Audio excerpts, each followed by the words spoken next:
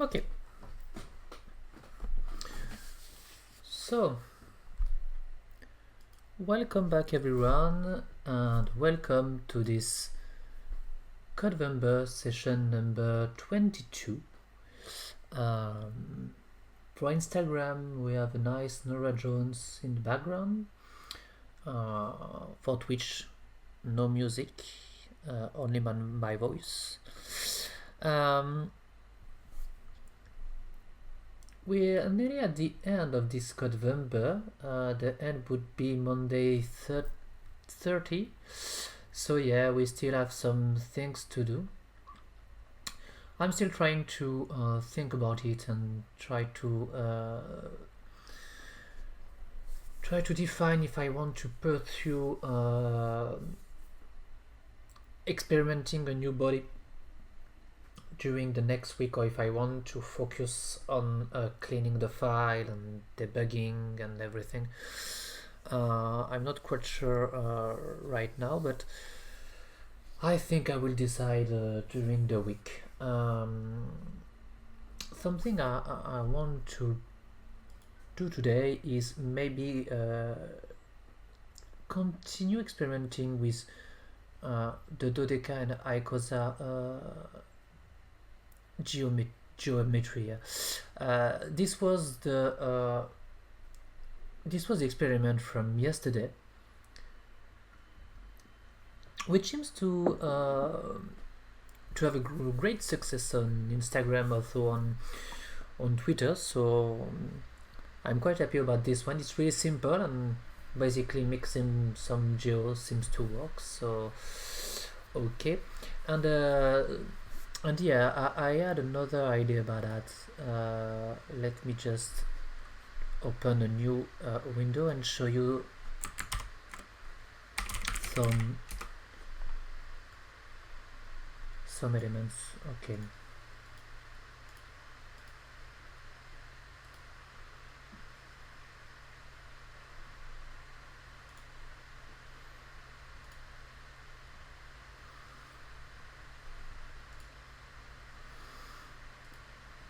Okay, so did I save the experiment on? I think I didn't save it, so it's not great. But yeah, I've seen on my feed two things, two exploration, which I really think it's great. I'm not sure about refining them here, but okay, maybe not. Okay, so let me explain. So first of all, I want to try to work with this little guy here, these little shapes, but instead of having all inside the Dodeca or inside the Icosa, I think it could be interesting to take the face and extrude them, so we would have some kind of geometrical, blocky, interesting shape. And something that can be interesting, it's having this shape turning on themselves. So exactly like this experiment right now. But in terms of animation, what I want to make is something like a DLA, which is diffuse limited aggregation. It will not be a diffuse limited aggregation, of course. I know it will not be that, because it will make me sometimes to achieve that. I've already made a DLA experiment for generative courses. Maybe I can ixd.education.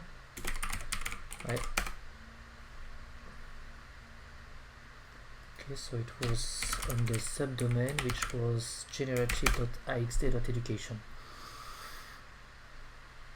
Okay, I hope it will load, because the last time it didn't load. So why? I'm not sure about that. Maybe I can find another link. It's quite strange that this it's an old website I've made for students, so let me check if I can go through the proper domain.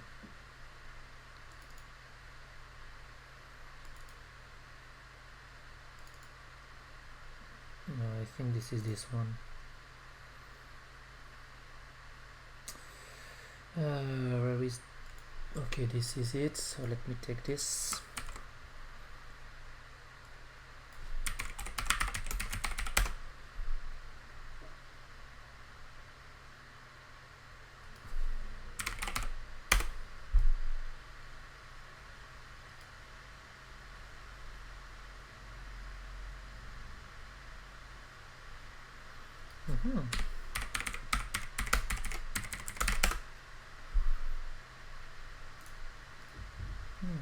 I have a cat song / index.php.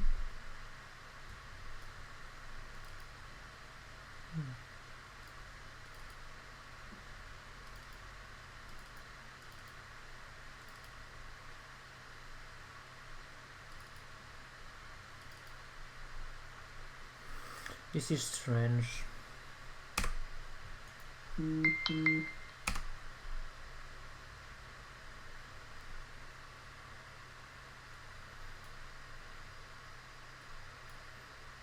I thought the website would load, but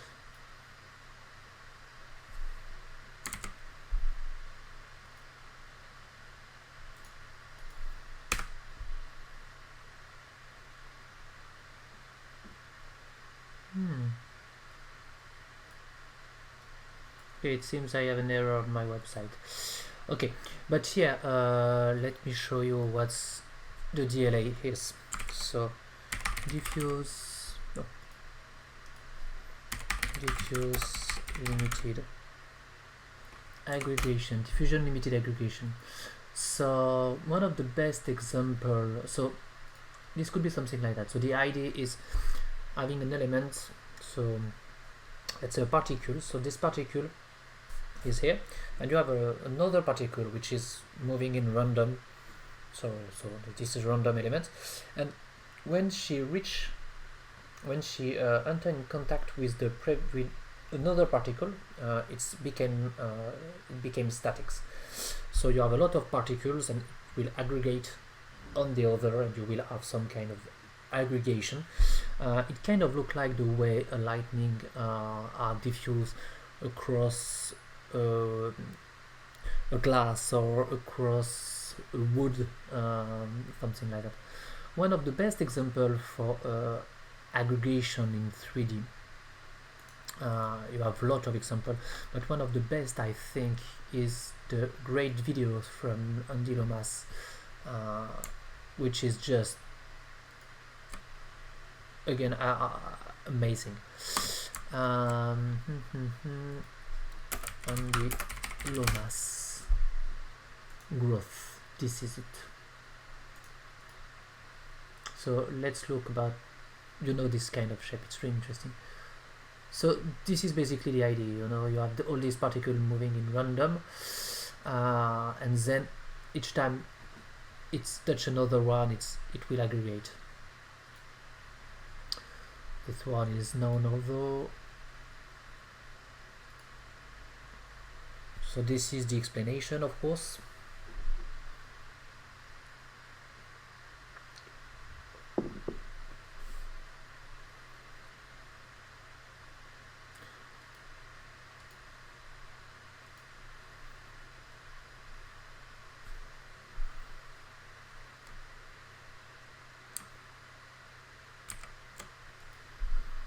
And this is Andy Lomas' video.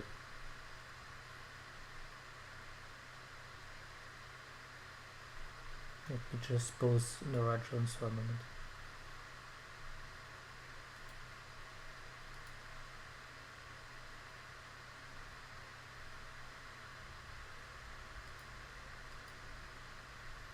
So these kind of shapes, they're really interesting. So yeah, that's the idea for the animation, but how can I do that? First of all, as I said, I would not make a proper diffuse aggregation. it would be too much time, and I think we haven't this time tonight. We need to focus on something working in 3 hours. So it's more like a lookalike aggregations time, because creating a proper DLA would mean creating a specific I think we can do that with compute shader, of course, but it would mean creating a compute shader and then try to have a loop for checking the new particle position available and check if it's touched another one, then add this to append this to the buffer which is used and bind to by the GPU for the Drew instance mesh, etc, etc. So I think it's doable, but I don't want to go in this path tonight. It would be too much time, but a way to do that and to simulate that would be simply taking the body. So maybe I can wait until the scene is unloaded by this. Let me open Cinema 4D in order to wait. So yeah, a way to do that would be of course play with smaller geometry. This is the basic system,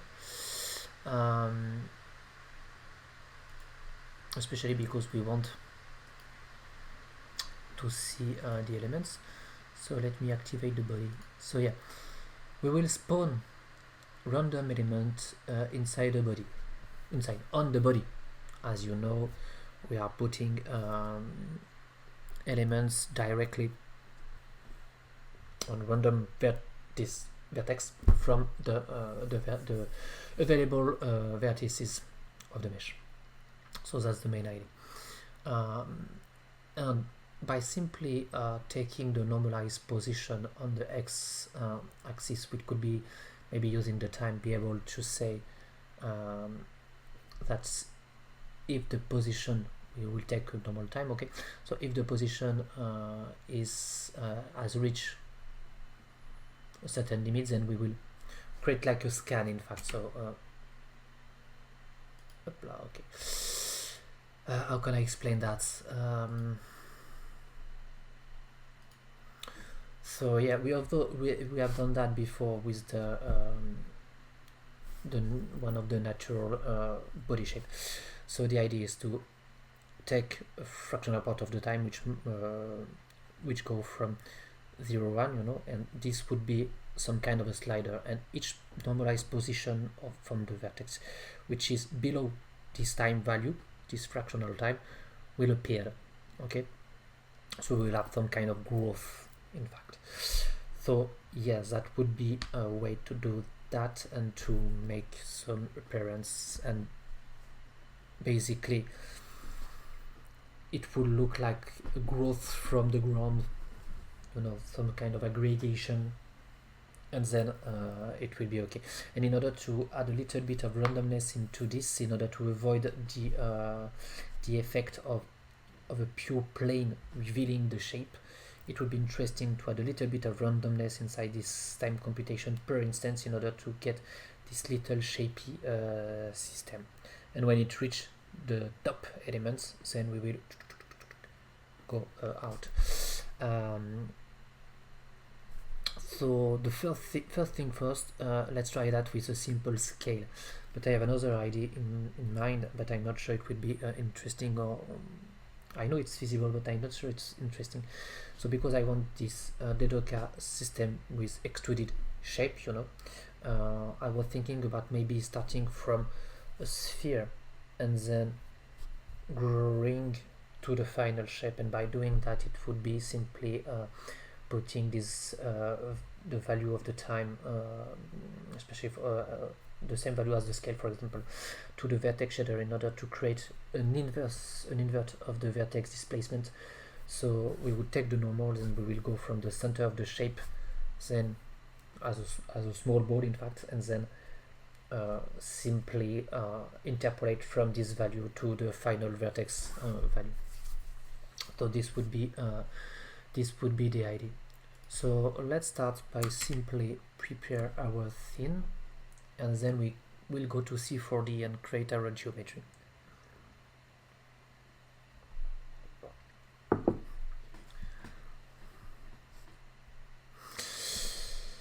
Okay, so as always, let's get rid of this little guy here.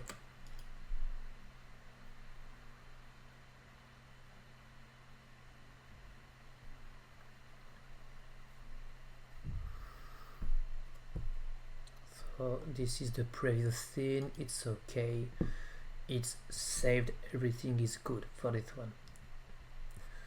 Let's save this into our new thing. So it's 11:22. Okay. First of all, I think I would get rid of all the body light element because I don't think I will use this anymore. So this is the body light. And bye bye. Okay.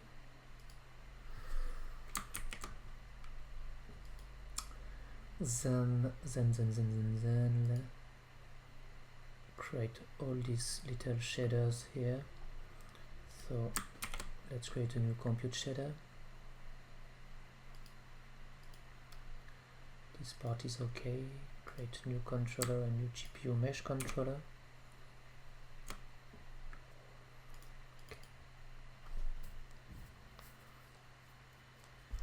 And reactivate the sound.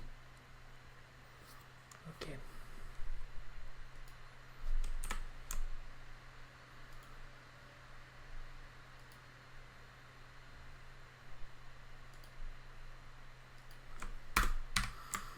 Okay, 22. Let's get the GPU mesh controller. We name for this one.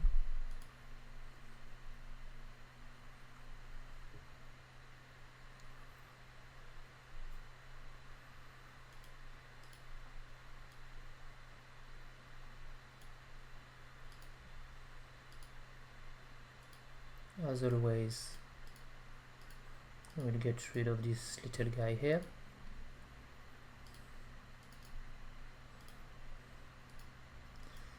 I just want to keep one to get some references values. So let's start with 100. As usual, 100 seems to be a nice element to start with. We'll start with the dodeca. Where is the dodeca? Yes, this is it. This is the dodecahedron. Let's start with the same size for everyone.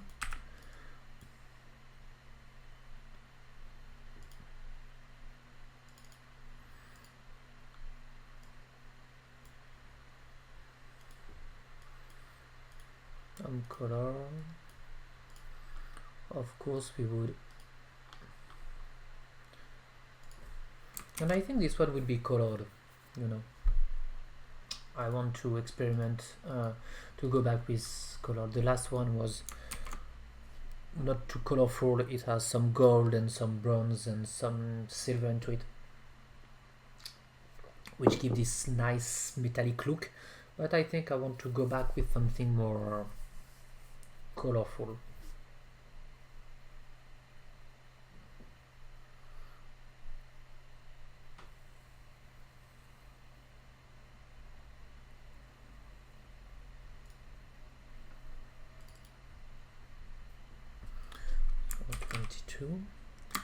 As we would need to change the vertex at last, I will save it quickly.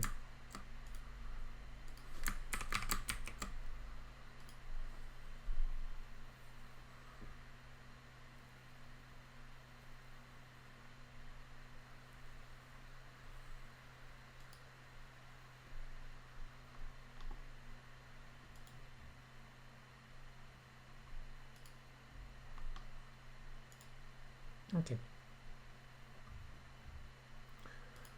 Okay, go back here,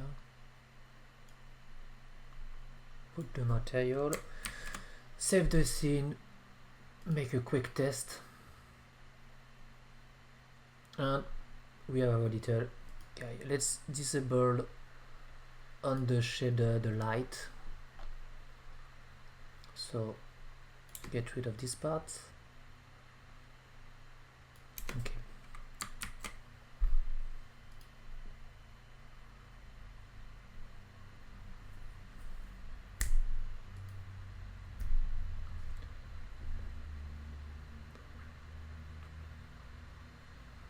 Seems good to me.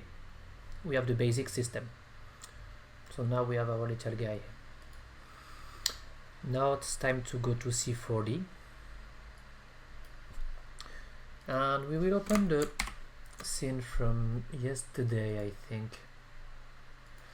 For the one who is watching this on Instagram, I'm clearly recommend you to go on Twitch if you want to see the full C4D process, because if I'm reducing, if I reduce the size of my display for Instagram, I will not be able to see the scene. Okay, so let's start with the dodeca. So again, my dodeca, I will break it. As the last time, I will need to melt this.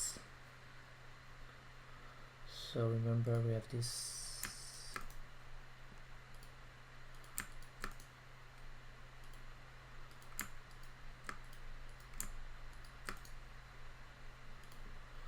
I really don't know why the C4D doesn't make a proper dodeca.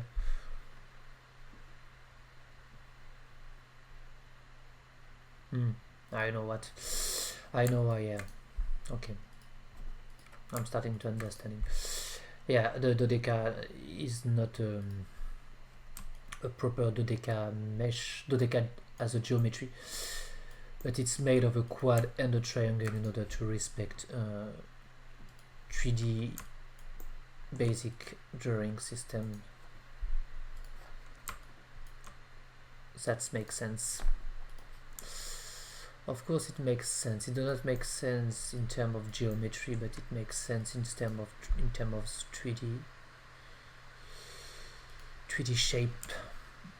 Okay, so we have the dodeca, it's okay.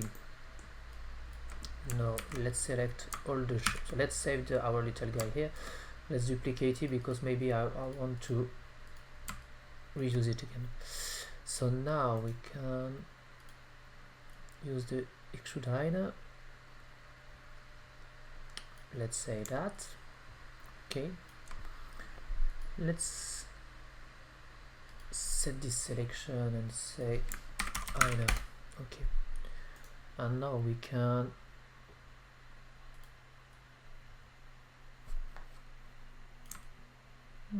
bevel is interesting, but I don't want to bevel it. I want to extrude the shape. So I can extrude liner. So if I said that, we would have something like that, which is also interesting, but I think I would have something quite different.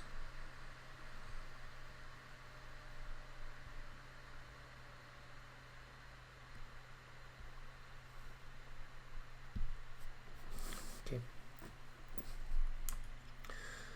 So I was looking for something a little bit like that and then add some bevel, but maybe we want to have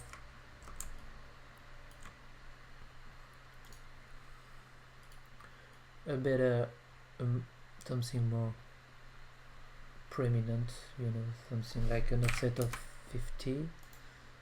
Then we could extrude this thing to 40, then try to bevel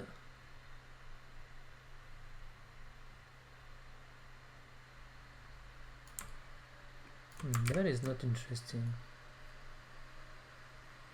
Okay,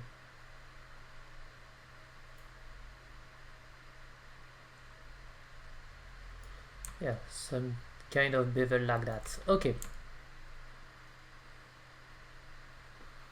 I think we have the shape we want.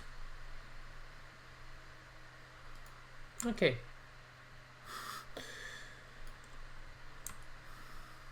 kind of interesting. We will have this little element moving, so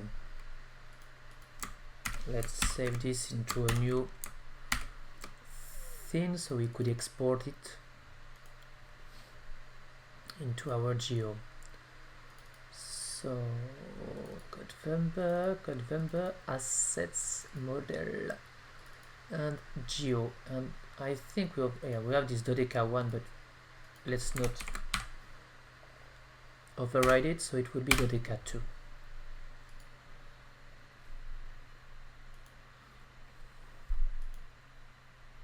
Okay, so now we have the dodeca 2. We need to remember the last value we used yesterday, and I think it was .0025 as a scale. Let's check. No, 001. Okay, let's go back here.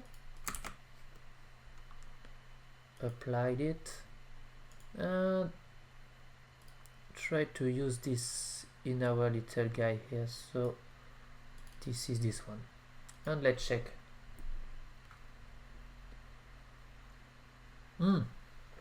That was basically the main idea.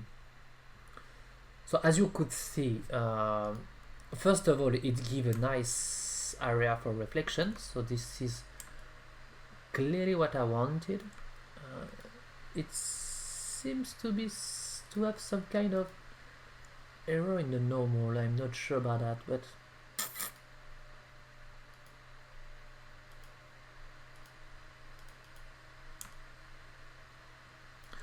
as you could see here, this part look like quite strange.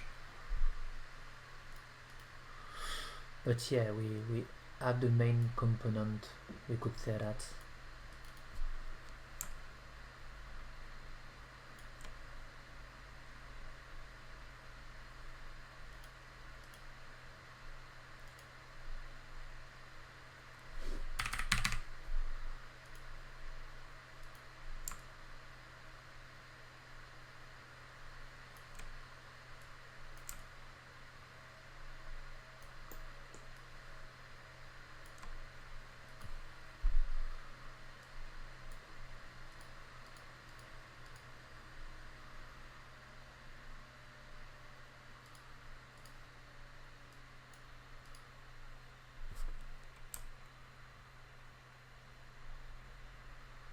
Calculating the normal is really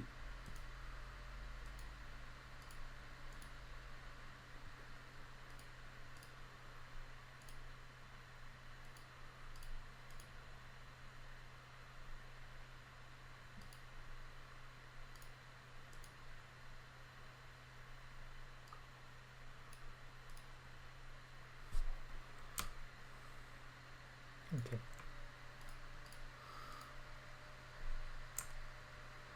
If we calculate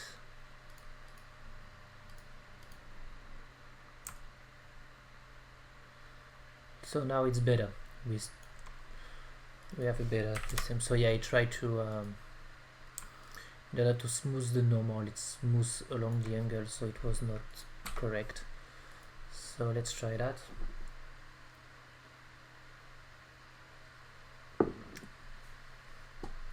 From what I see here, it seems to be correct now. Yeah, we have a correct system. Kind of interesting because it creates some kinds of look like not a protein, but an element from the periodic table, you know.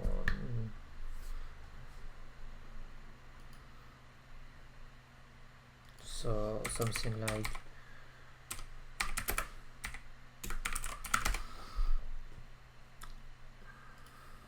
I know the word in French, but I'm not sure about the elements on the periodic table. So where is it?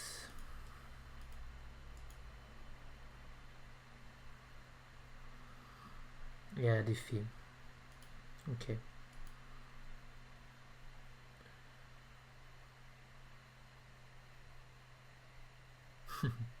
Okay, go back to the element. So yeah, we have our contour. Oh, of course, we can get rid of this one because we don't need.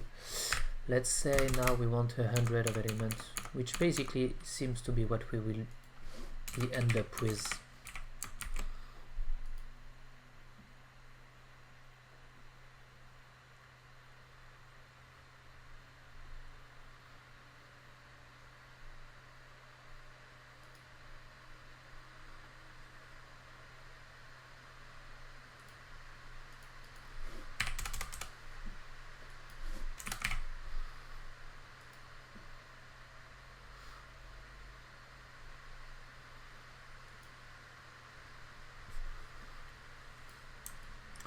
So at first this was my first idea about this one, but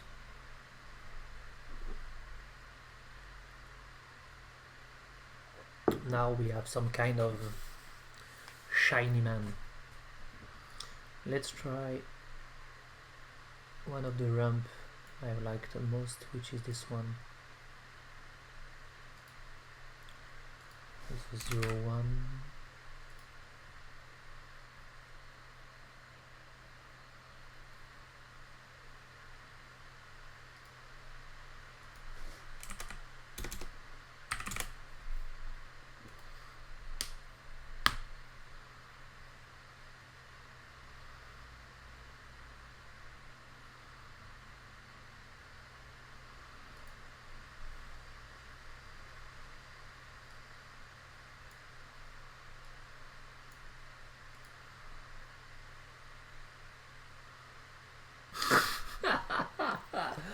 Oh, I haven't thought about this one.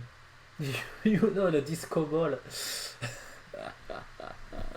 Oh, I need to save this one.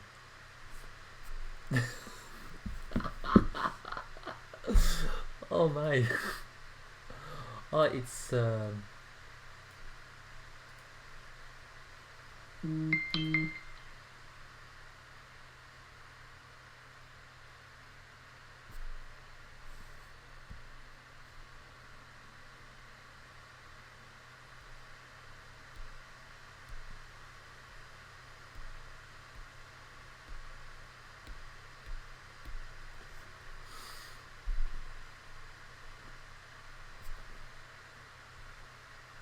so let me save this one.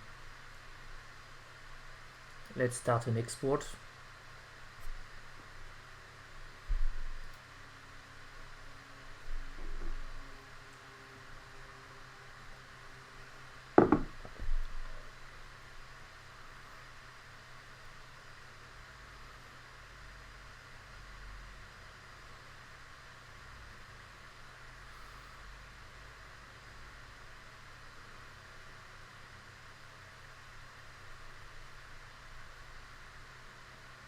And let's stop the export. So, okay.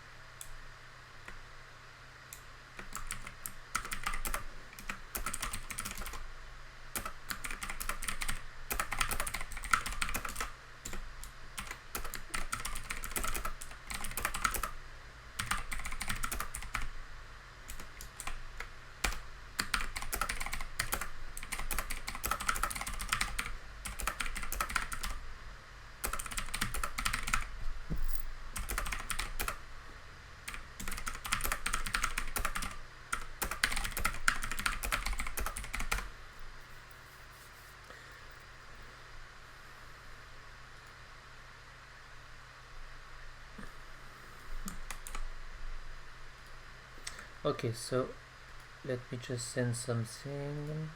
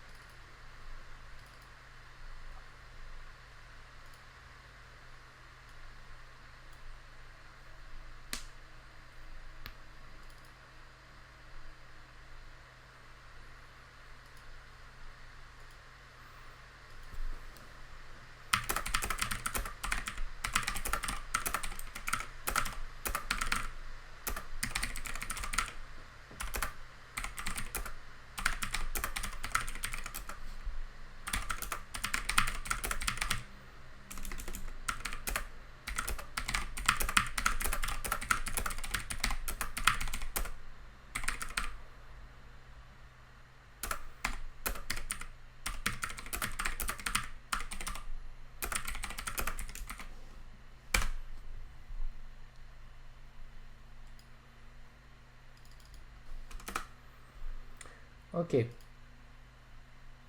so yeah, this idea is not the right one. I think we will go with the little randomized guy, which is more interesting.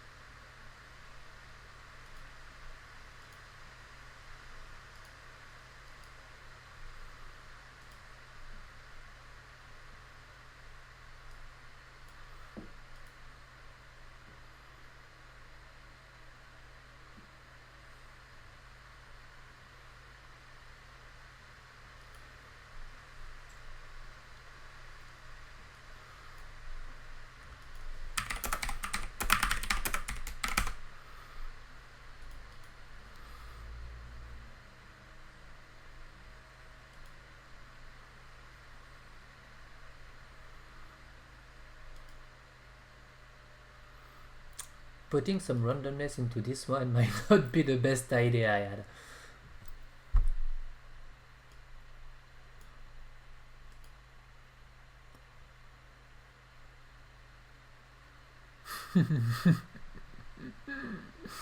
Oh my.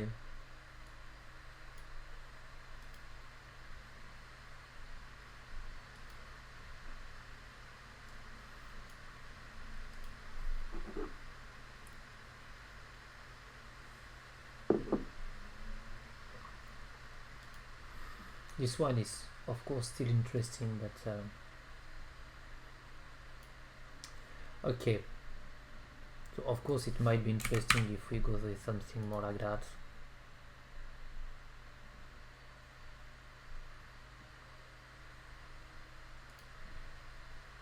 Okay, let's go back to something more interesting than my little experiment about this little guy.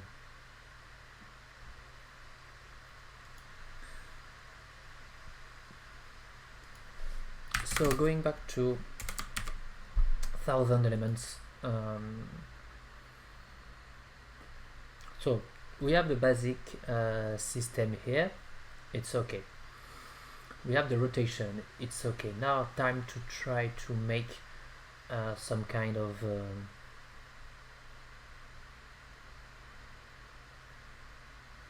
some kind of revelation system.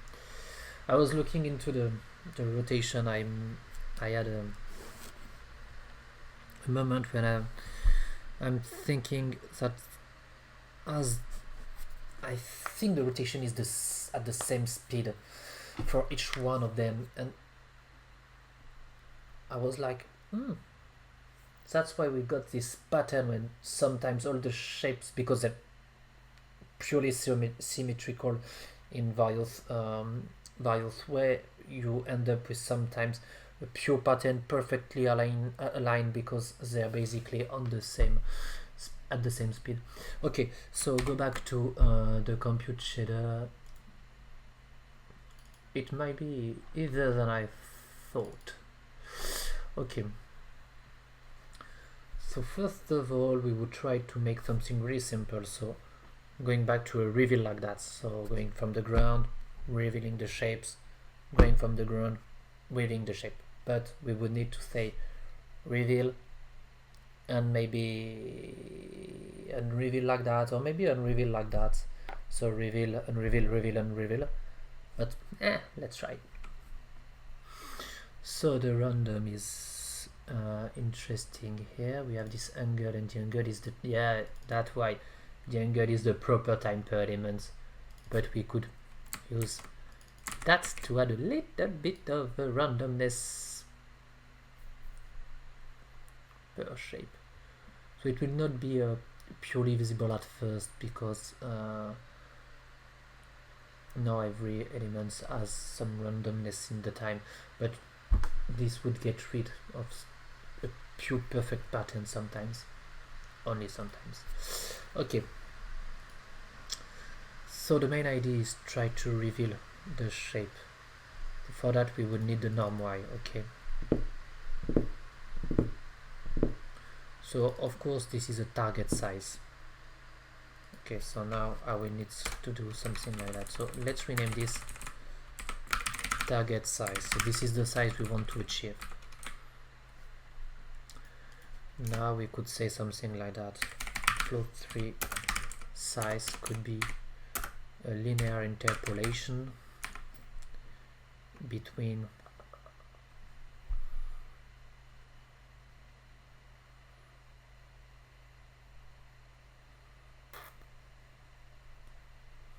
is it a linear interpolation? I'm not sure. I think it's more than a smooth step.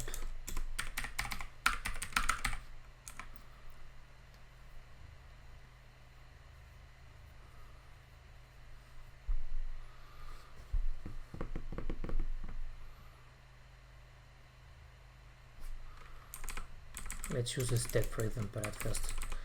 So it's a step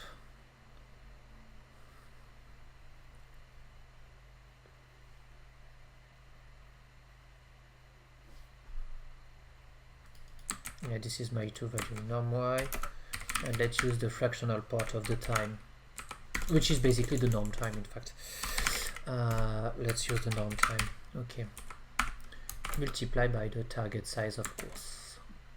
So this could be simply get the system, using real system.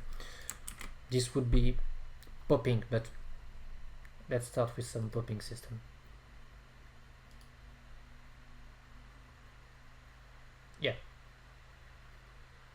Tac, tac, tac, tac, tac. Okay.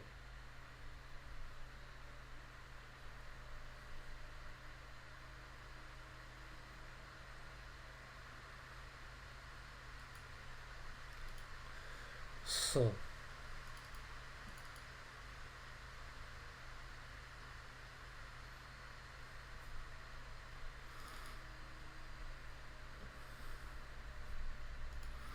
if we reduce a little bit the size, because the main problem is we have this element, but we also need to consider the fact we have a basic size. So now we're going from 0 to 1. So let's reduce a little bit the mean scale to 0, 1, 0, 1, just to see with really some kind of point.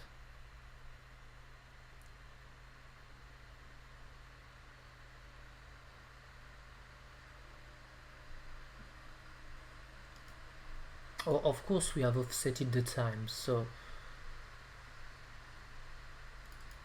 it has the same time here, but we add a little bit of randomness into it. So in fact, let's take the frac. You know what, let's simply, we will take the norm time, but we will get rid of this part. Okay.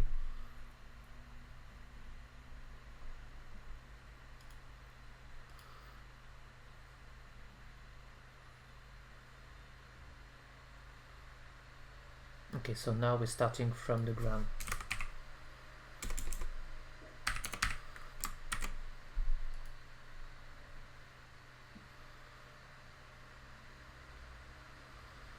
Okay, so because of that, let's also try to now offset this. So this would be step of this minus size.y multiplied by 0.5 in order to get below the ground, because when the time is 0, which is the ground, the element will already pop. So we have the base of the shape which go above the ground. So let's try that. It's not size, it's target size. I can use the x, the y, and the z components. They're all the same, because as you can see, it's based on the same value here, but I kind of like to think the y component, as it's easier to understand because we're working on the y axis, so that's why.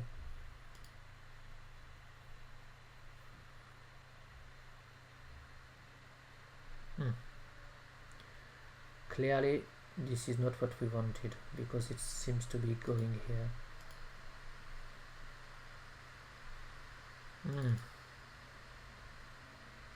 I'm ready to think the value. So yeah, this is not correct. I need to redefine that. How to define that?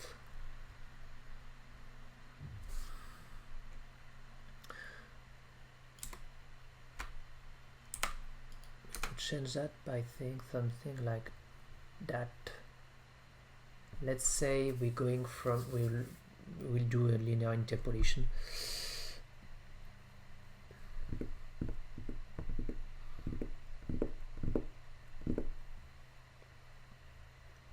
Let's rescale a little bit the elements. Okay. Float norm y scaled is simply something like a linear interpolation going from minus target size dot x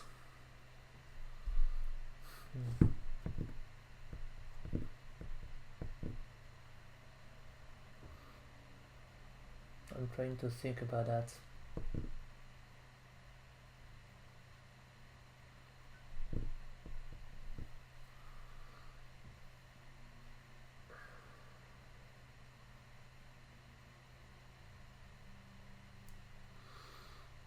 Is it better to use that, or can we use another thing?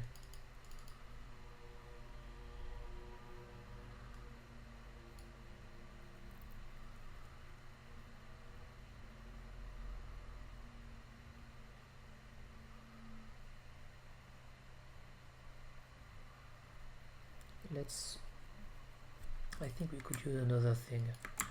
Let's try to work not in normalized value but in word space. So we could simply remap the time. So remap time. And remap time would be something like it's going from minus this point y plus norm time multiply by our maximum size, which is this. So we got that, and I need plus target size dot y.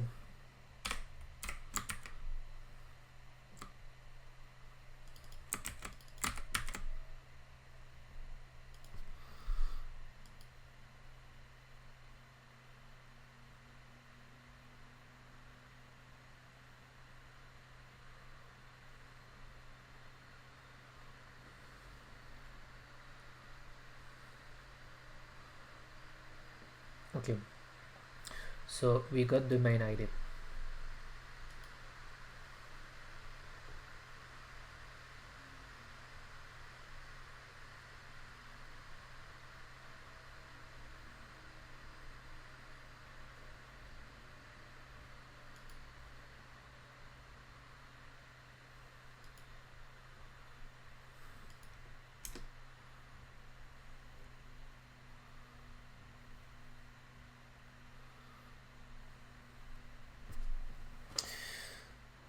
So let's try to think a little bit.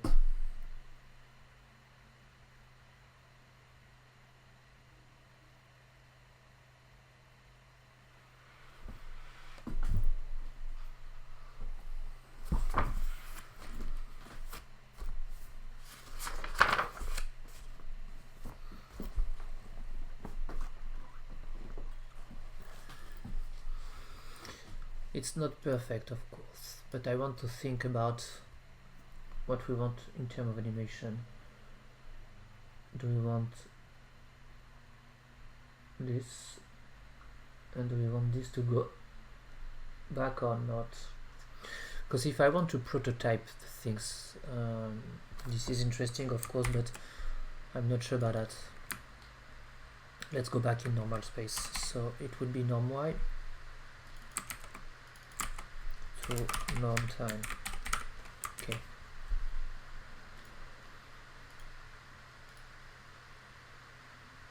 undeclared step, undeclared elements. So why norm time, I forgot this. So we need to think about the animation. What do we want to achieve here? Do we want... There is two possibilities.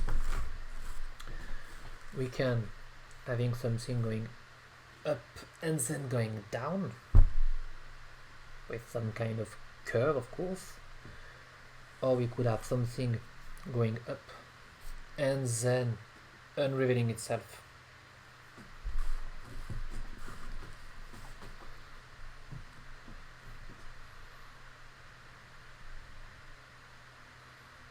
First thing first, we could try to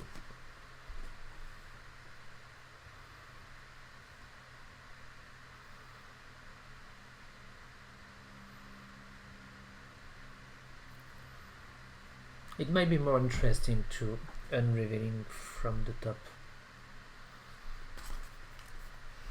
So this go from 0 to 1.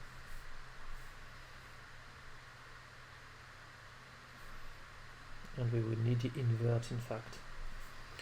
So for the first one, going up and going down, this would be something like that. This would be simply taking the norm time, and we will take I will need to make a ping pong time, so this would be the norm time divided by 2 minus 1 in order to remap the time between minus 1, 1 and taking the absolute value, so it will go from 1, 0, 1.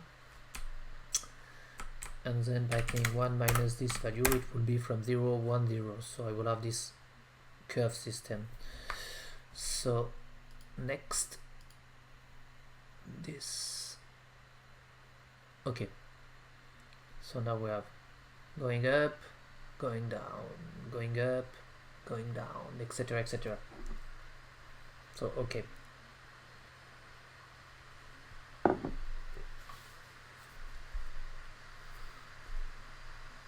So this was the idea. We could also use three things. First of all, we could use, and I think this would be the idea, 3 sequences. Okay, so sec 0, sec 1, and sec 2. Sec 0 will be going up, sec 1 will be some kind of nothing,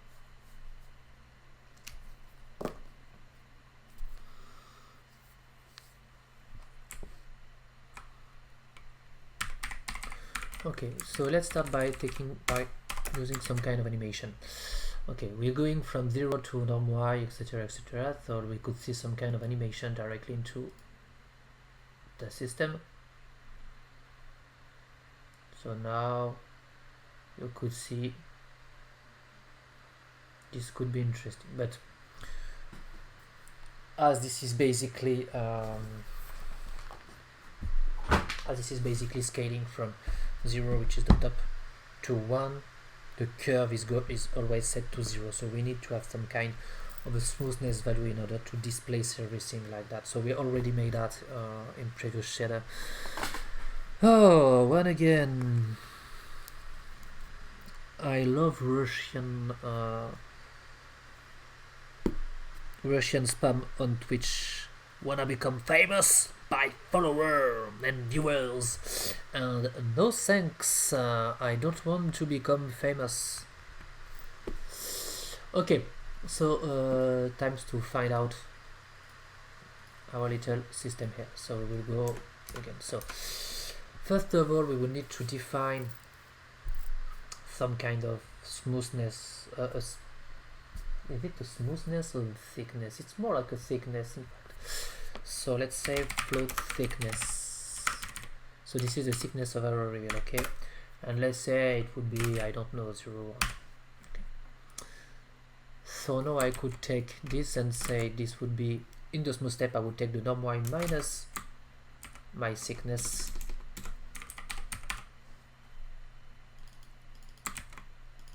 multiplied by 0.5, because this is my value and I want the thickness of this, okay? So I will need to go the half of the thickness on the top and the half of the thickness on the bottom. So the first value, which is the bottom, would be the norm y minus the thickness divided by 2, and the upper one would be the norm y plus the thickness divided by 2. So plus the thickness divided by 2. Okay. Once again, I'm using multiplication instead of division because I like the consistency of the thickness of the multiplication system. If I want to increase it, I go upper one. If I want to decrease it, I go 0 and I go under 0. So now we have the basic system, and it looks like it's, you know, growing like that. So it's kind of interesting. And we could basically remap this little value, which is the time. Okay, so let's take this float, I will call pp time for ping pong time, which is just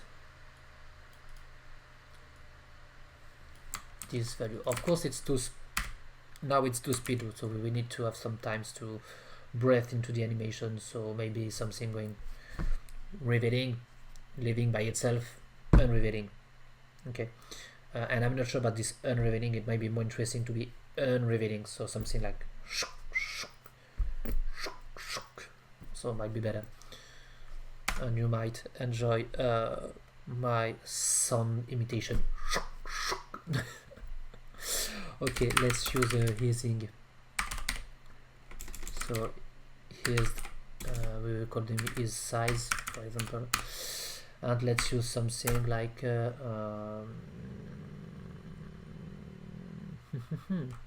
question. Now quad, for example. Okay, I know I could use that here. Okay.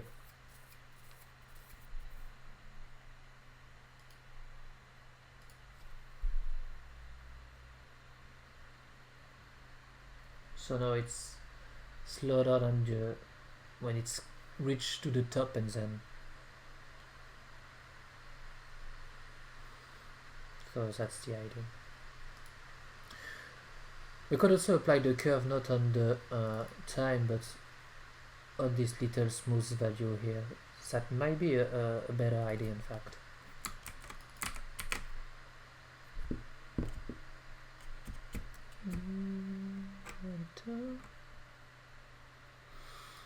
Okay, let's try this. So let's say float reveal might be our little smooth value here.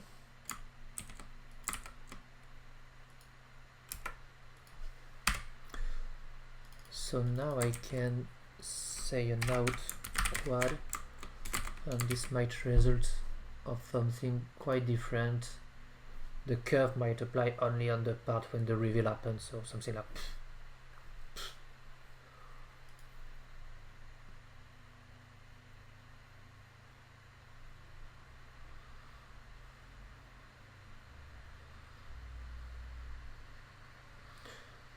we could also use some kind of elasticity, and other things. Okay.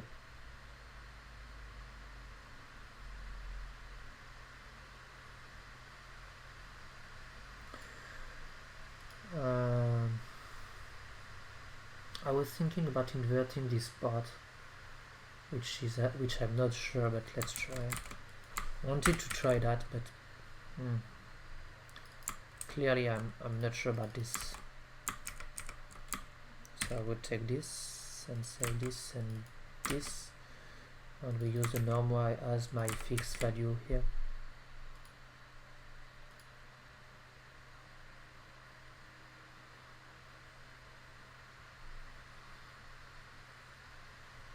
Yeah.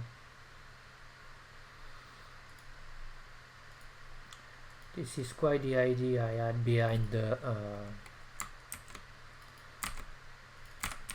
if I say something like that. This is basically the idea I had behind the reveal system. Something like collapsing on himself. but as you can notice, it's not fully collapsing. Might come from this part. Okay, so going back to this, let's use the norm time here. So this is the animation in the first part. Okay, so this is our growth, and this could be our disappearing system. So we will need to manage the edge, of course, but you know, because we're not getting at the end here, so we need to manage the end. Okay, so let's go to the sequence parts, and we already made that, and the basic idea is to loop the loop, to use the loop and to make a modulo. So we've used the sequence system since I think 3 or 4 iterations ago. That's kind of cool to say about 3 or 4 iterations ago.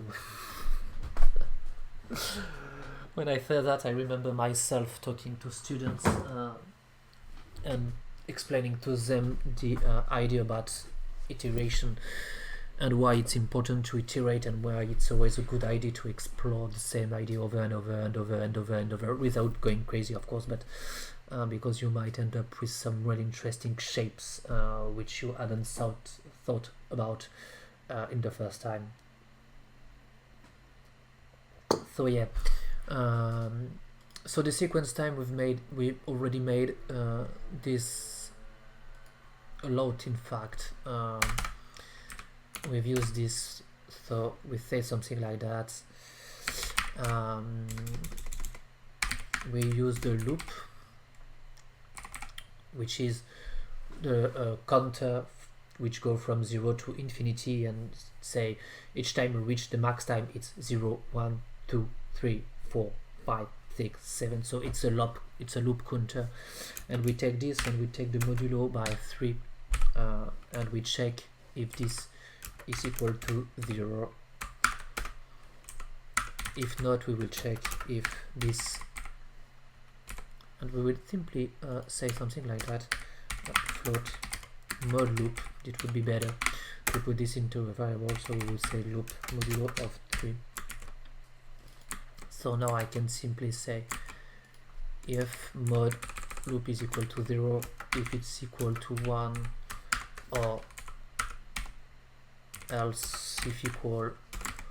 This one is not really interesting. I could simply say the else, because if it's modulo of 0, then it will be equal, if it's equal to 0, if it's not equal to 0 and not equal to 1, it would be of course equal to true, because you need to remember the modulo operation gives us the rest of the division between the two value, which is the loop divided by 3. So 0 divided by 3, we get 0, 1 divided by 3, etc, etc. So you know, basically you will get a pattern going from 0, 1, 2, 3, 0, 1, 2, 3, 0, 1, 0, 1, 2, 0, 1, 2, 0, 1, 2, of course, not 0, 1, 2, 3, 0, 1, 2, 0, 1, 2. It will give us the rest.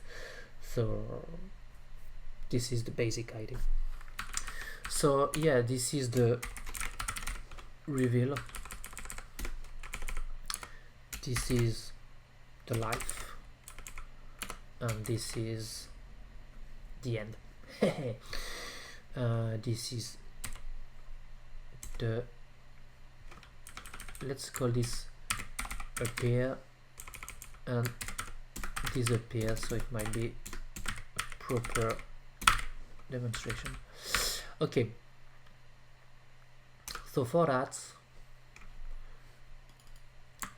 we have this reveal system. So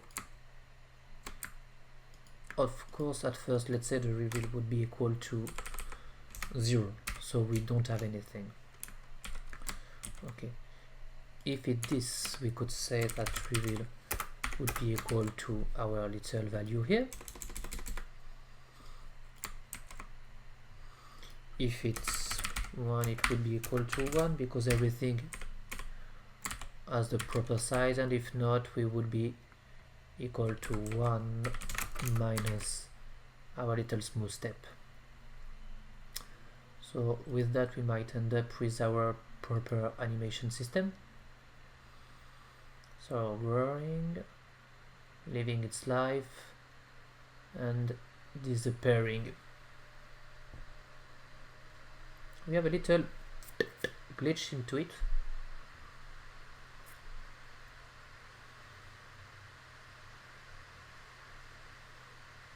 We've already seen this glitch. Yeah. And now it doesn't have the life. So we notice that we don't have something great. Why? Loop, modulo de loop. Loop 1, loop 2.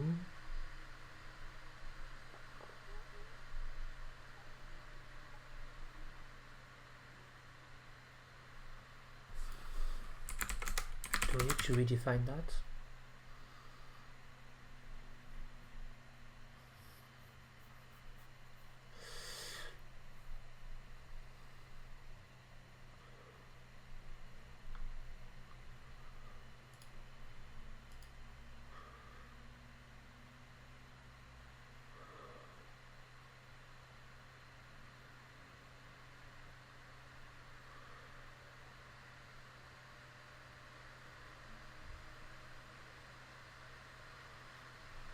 Clearly it's not respecting anything, so why?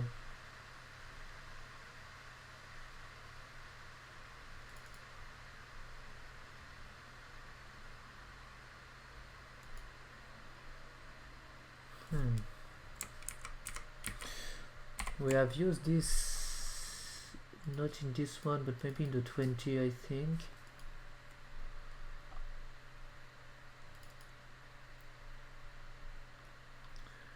Yeah, in the 20 we use this. In the 19 we use the same, I think. No, so it might be in the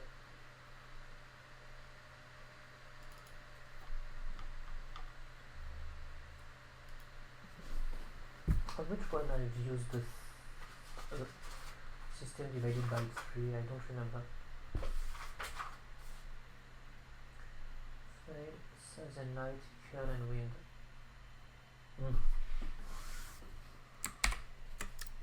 18.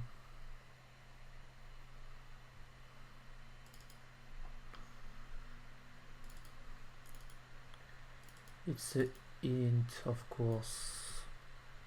Equal 0, equal 1, equal 2. I've used that like that.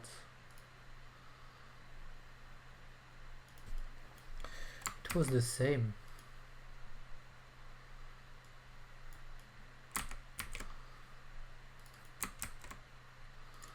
What is loop? Loop.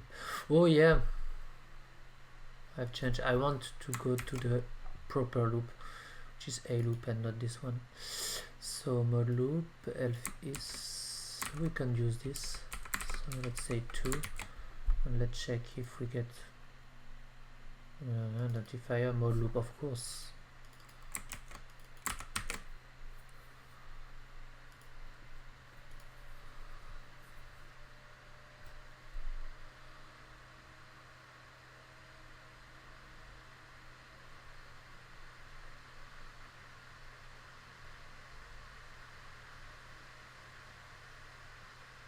Yeah, it's better.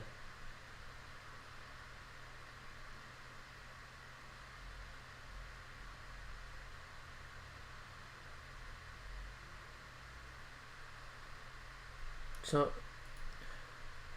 as you could see now, let's reduce this time and let's see what happened. So basically our first problem is that we have this the revelation is quite good, so that's not a problem, but with starting at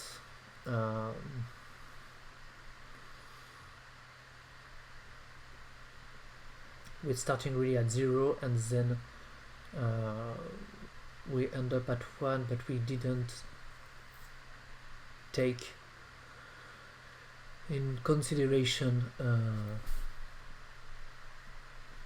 the size of the elements, we only take in consideration the main position. So when we try to unravel our shape, we end the animation before everything has disappeared, and it's the same for the starting animation. The foot seems to be appearing like magic. So we need to offset that a little bit.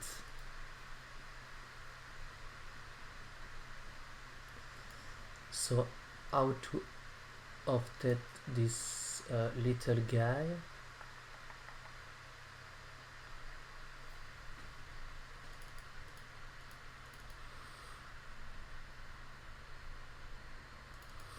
This is this value that we need to change a little bit.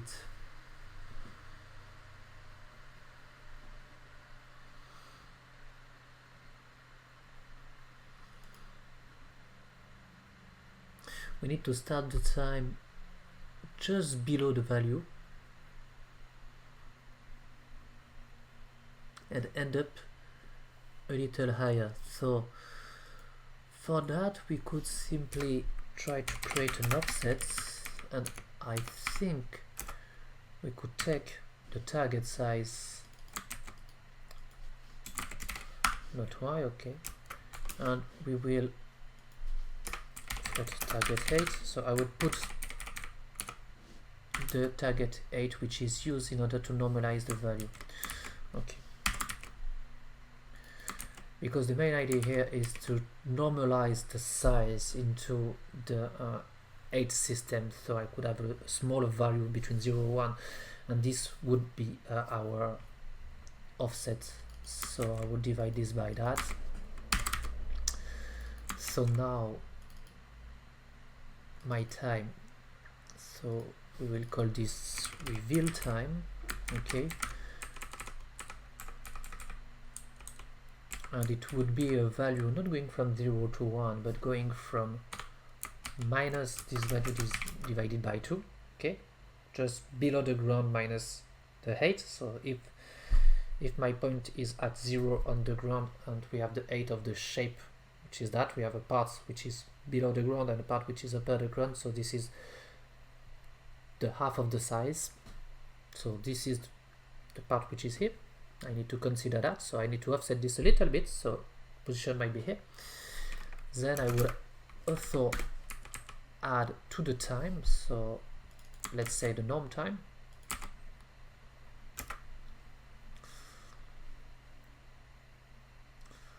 So it would be norm time, so 0,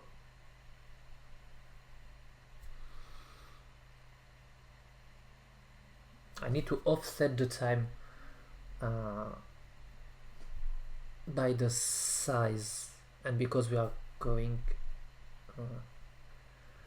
yeah, I think because we are starting underground, if I offset it, I need to offset by the size, because I need to take care of the first part. So this could be this multiplied by 1 plus, and I've used this, but it's not that, it's this, okay. Yes, it's the offset. I need to, okay, so plus the offset. So this could be a way to revealing our shape properly. Okay, seems to be working on the underground.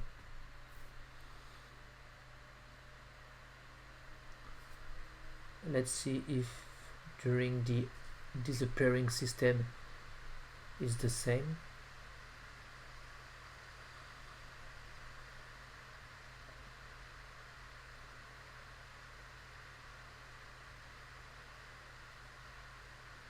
Yes. Yes, yes, yes, yes. Yes or not? Look like we take some time to so maybe I need to say something like that.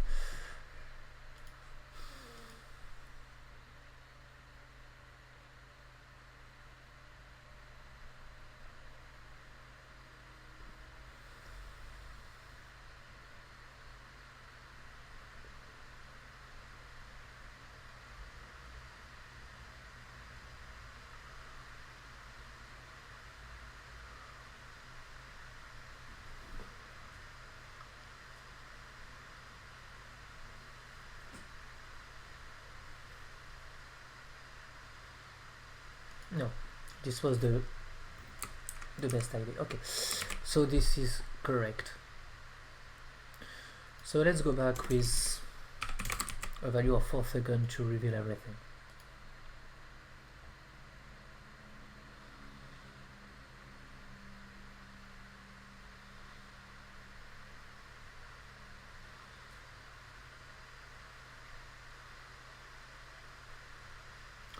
Of course we could change things, so let's consider something.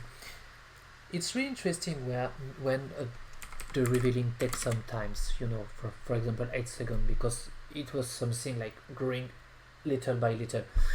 But then I think it's too much time when it's nothing happen on the life of our little guy. So this revealing is interesting, so it's kind of slow, but waiting 8 seconds before it's disappearing, it's kind of not interesting. The way to do that might be to simply change the value of the max time only and only if we are on the sequence in the middle. So this would be something like that. So first of all, let's say this. Okay, let's create a little operation, and we would say if a loop modulo of 3 equal 1, then we would have a smaller time, for example 2 seconds only of life. If not, it would be 8 seconds of animation. So let's retry now.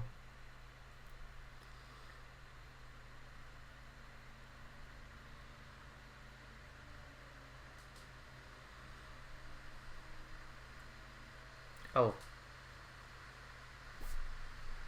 you could see it makes an error.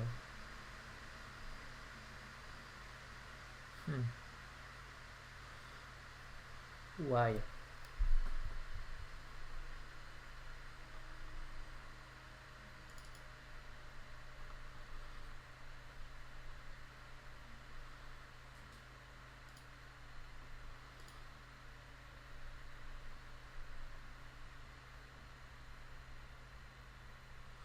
That might be correct, but why?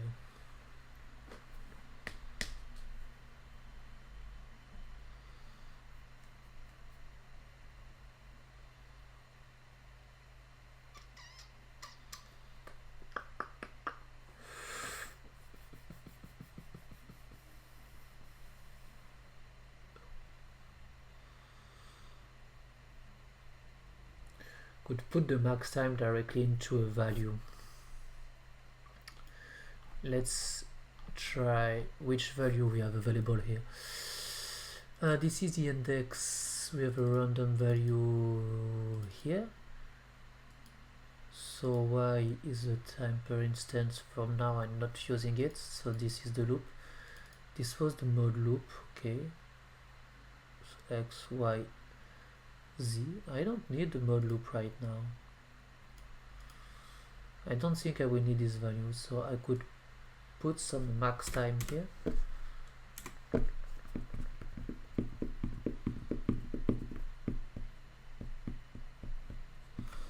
Let's try that. My idea is to basically try to put the max time directly into the data, just to not compute it in the shader. Okay, so this is the max time, so I could redefine it every time we change the loop. So it will be in the W. Okay.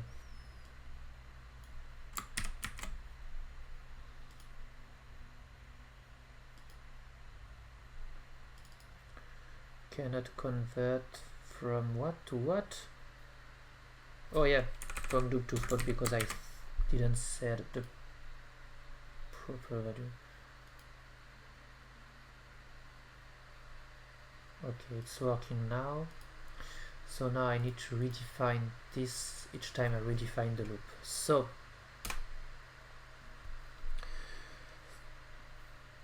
my next loop is this. So we could say something like property.data.w, which is that. Oops, la. Okay. Data.w. Okay.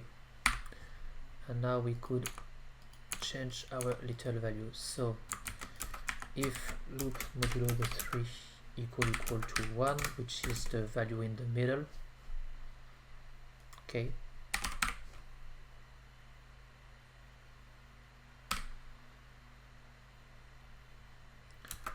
Then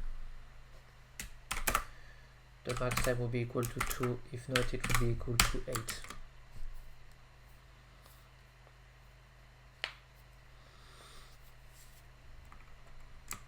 Let's try that.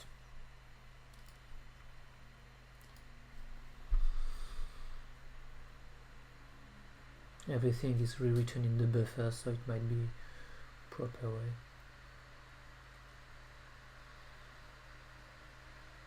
No. We still have a glitch.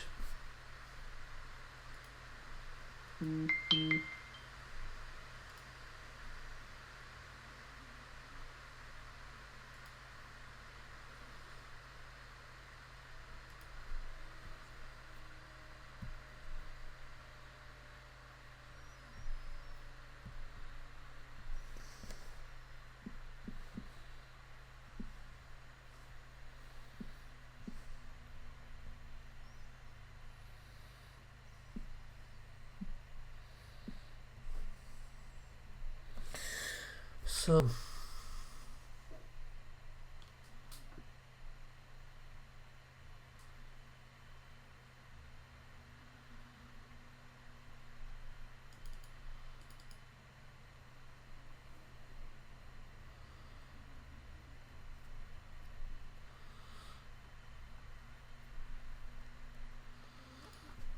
I suppose if I said that, everything would be totally a mess.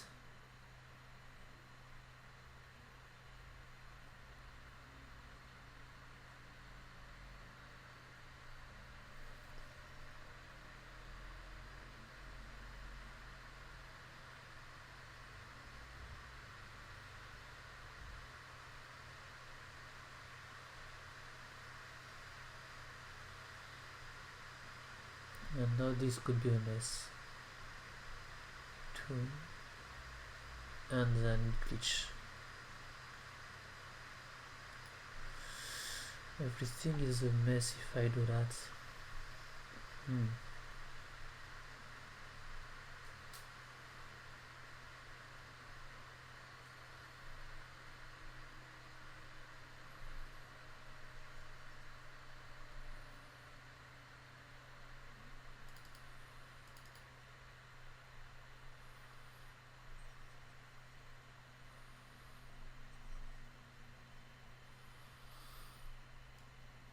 Okay, so let's not change this part. We could simply find a way to animate the elements. Okay.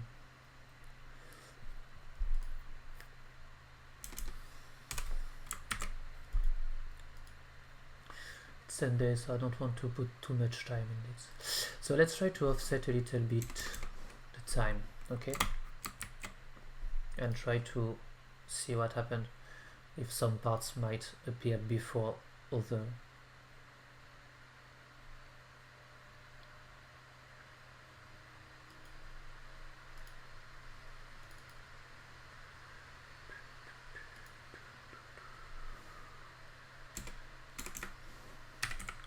Let's try to offset things by 2 seconds. Does we have something different? Yeah, it's not growing from all the parts at the same time.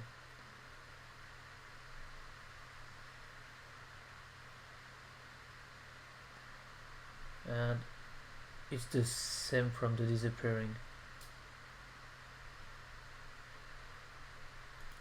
It's interesting, but it's too much. 1 second is better, I think. it could be also really interesting as soon as we try to work with smaller element.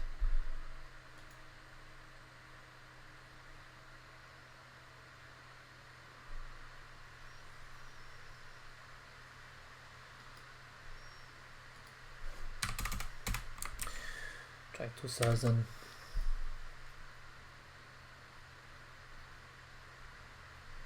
So you could see some of the elements appear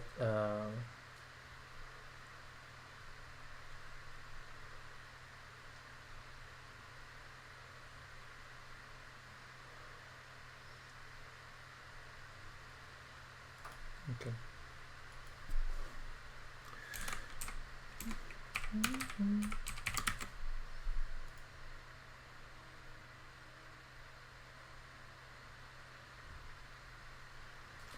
With bigger elements it's more interesting, I think.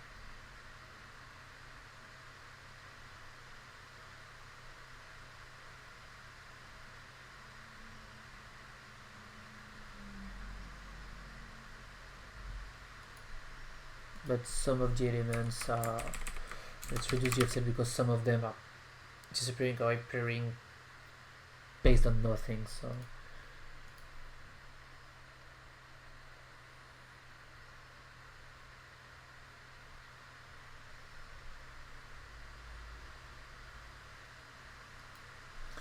okay, let's create a new random system.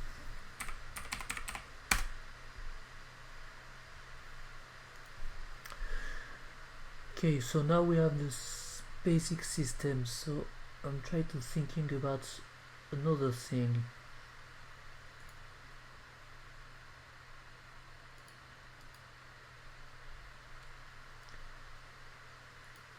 I think we could try something like an elastic. I'm not sure about the way it could end up, but you know what? It might be interesting to say how elastic of 8. Let's check.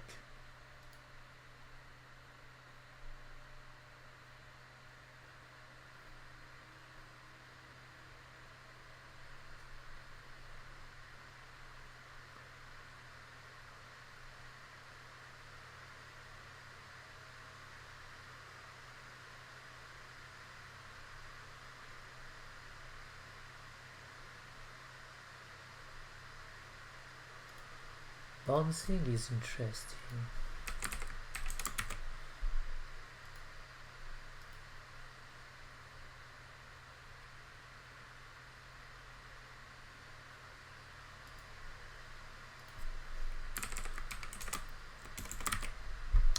Of course, the main problem of the bouncing system is the fact that we have some artifact.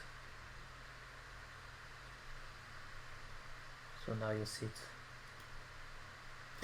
So if we want to have something interesting, so 8 was a great value, we need, I think, to increase the thickness, for example 25, so we would have a less bouncing system.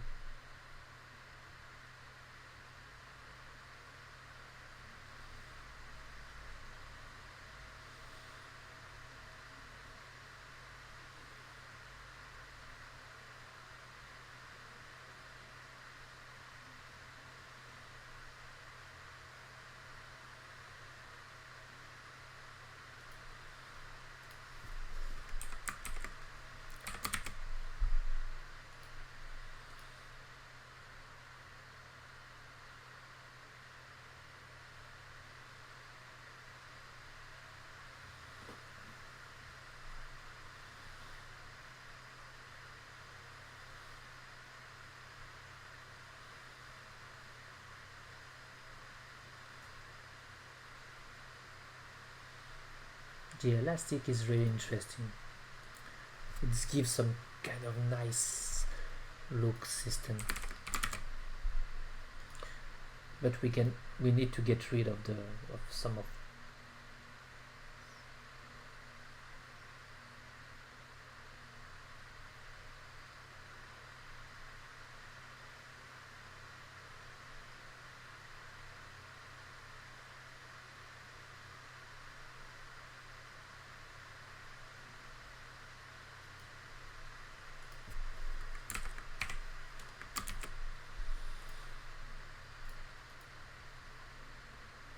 max value is interesting.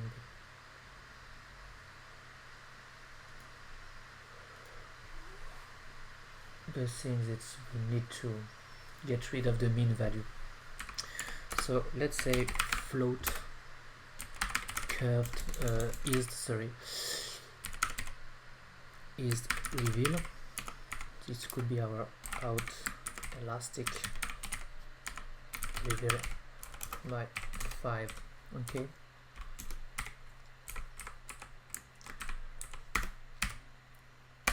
Then we could try to say that this we don't want to go less to 0, which seems to be the case here, because we have some kind of a little value. So let's try to say if it's 0. So it's yes, hello Smiley Tech Gaming, thanks for joining us. 3D structuring, yes, we could tell something like that. It's more like a 3D interpretation of the body, and here I'm working on the revelation of the instances. So the main idea is to take a body, a skin mesh from Unity, bake the vertices, and spawn some GPU instance on it, and then we can basically animate all the instance directly into a compute shader. That's the idea. And here the main idea for tonight was to have some kind of revealing body based on the idea of diffusion limited aggregation, which basically is not the case here, but it's kind of a lookalike as we try to approach the animation, not the proper behavior. That's the idea.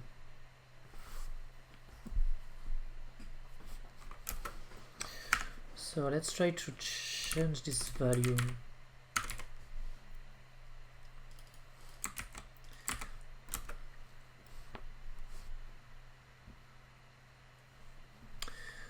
So if this is less or equal to less to 0, then it would be 0. If not, it would be the value.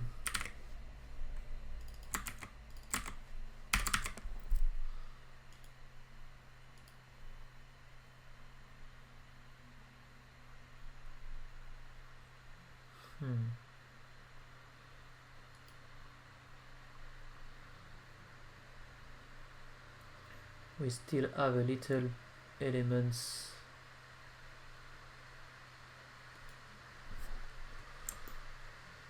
They are small, but they're here. So it seems we didn't reach 0. I think is the problem with this. With this, we never reach the 0 when we try to say something like that. How can we remap this?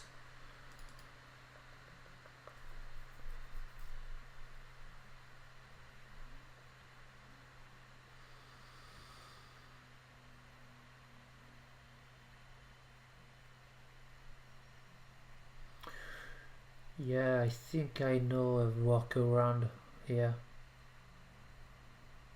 Would be to use the discard. This would be a nice workaround. So because we never reach the 0,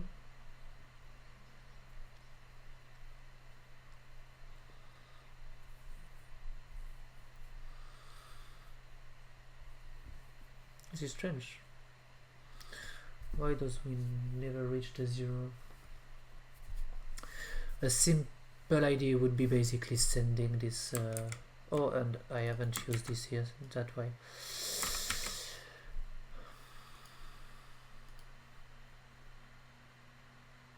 Yeah, that's what I thought.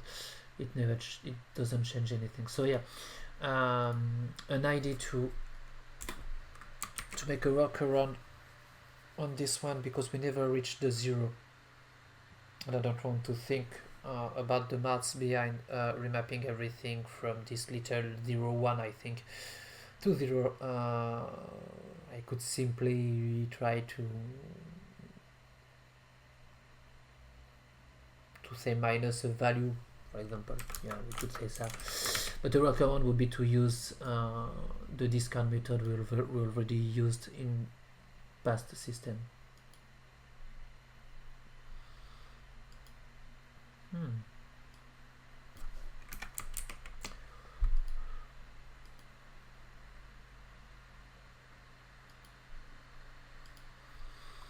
Okay, so yeah, let's put this aside, and we need to pass the reveal time, which is this little guy here, and we will put the norm time, in fact.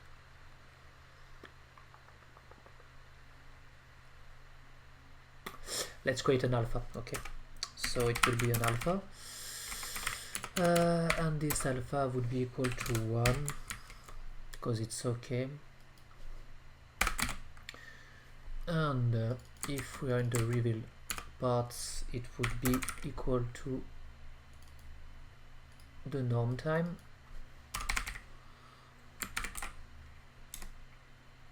not the norm time, the reveal time, or the reveal.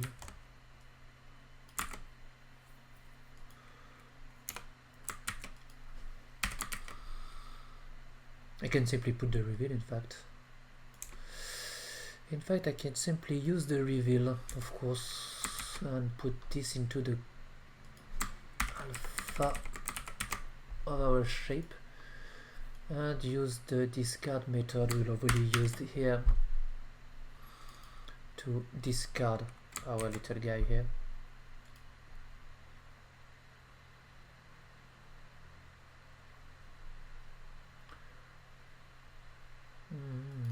And declare pose where, yeah.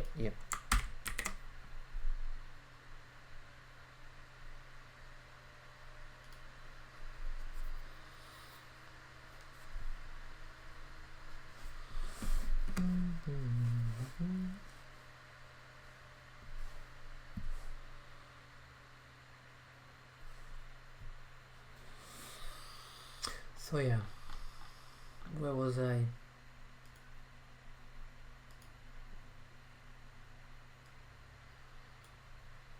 This is my alpha test.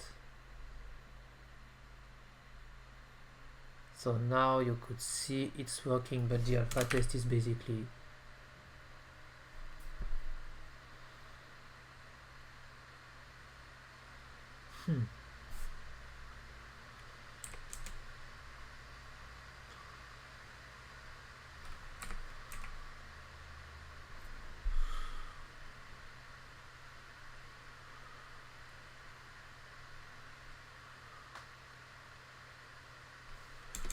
clearly not working.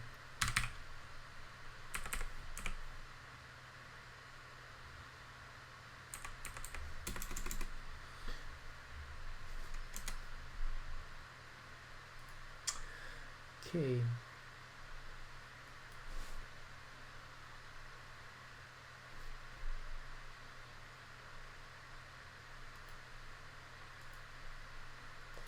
So the discard is not the proper way.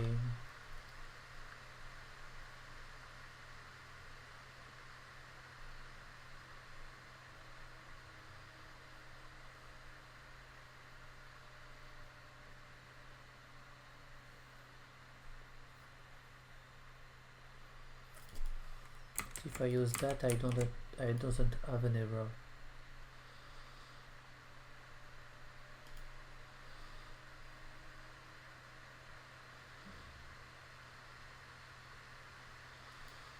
Okay. But with the out elastic, we have one.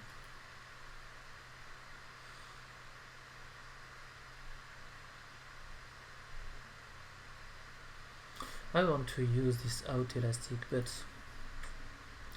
why do we have this little value here? Let me check.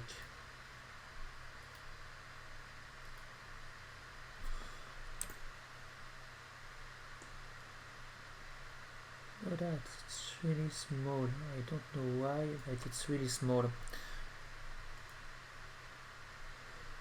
So let's go to the easing function.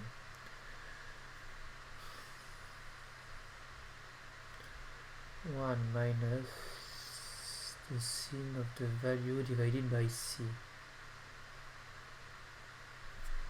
So this could give us something like that when it's 0. Let's try to break down this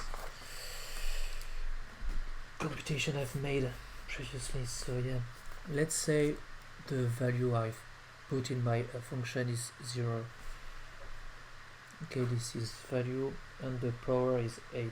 Okay, so basically I get in the out something like 1 minus 8 multiplied by the sin of 0 multiplied by p, so it's sin of 0, okay, divided by minus 0.18. Okay, so of course this would give us something like, let's try that, 1 minus 8 by 0 divided by minus 0.8.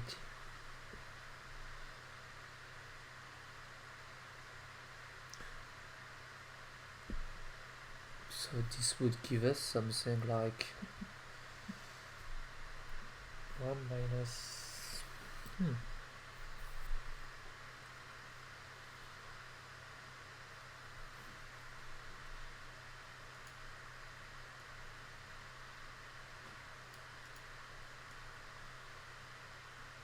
oh,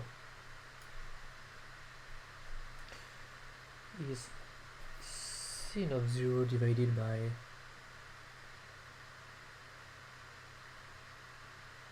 this is strange. Go back here into my calculator. Okay, so I have something like that. So my value would be 0, so 0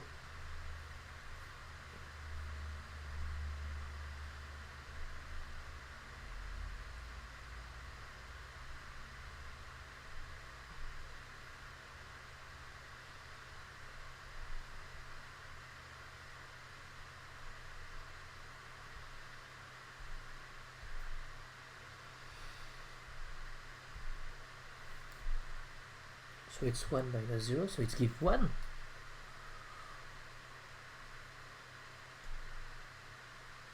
So this would be 1 in fact, because 8 multiplied by sin of 0 by divided by minus 0.18 would be 0 in fact. It would be 1. Let's try that. Let's try to break down this. Okay, how is revealed is this.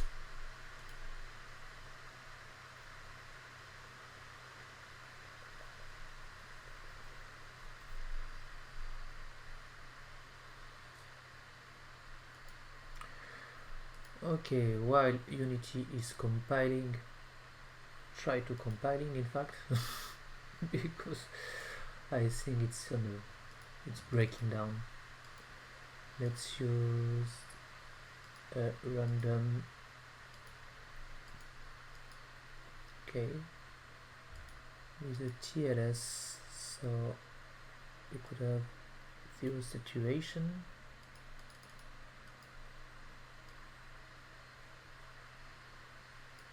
something like 25 as a breakdown.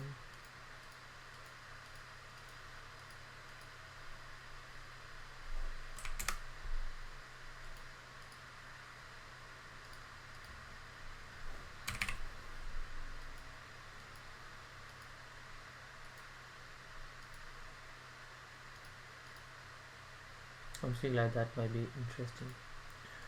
Okay, let's say this as a new ramp. I want to have a new random because I think it's not quite interesting, the one we have. So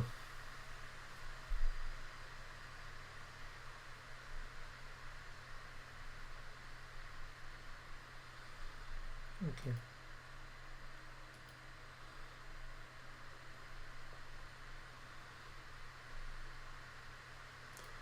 let's try again.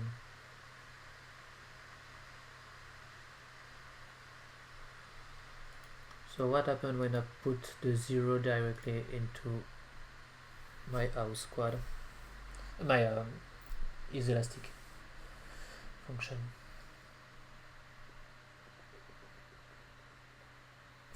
Look like it's really difficult for Unity to, oh yes.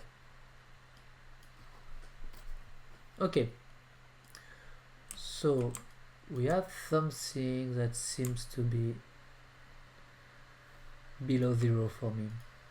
So why? I put 0 into it, and this is the return. May I forget something? Let me compute this another way. We'll use processing to find out what's happened.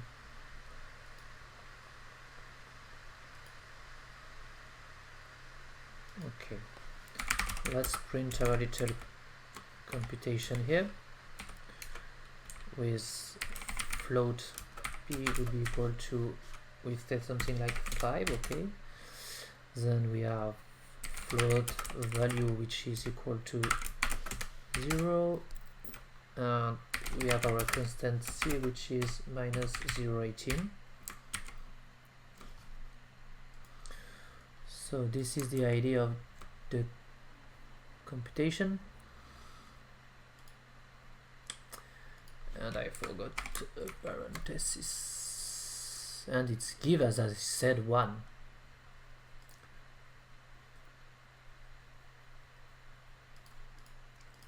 So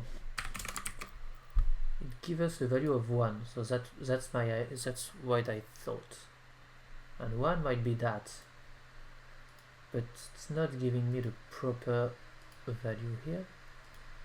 The out elastic is here, so y 0.5. First of all, I need to remap the value. Oh yeah, I forgot that. So because the value is remapped, it will be float.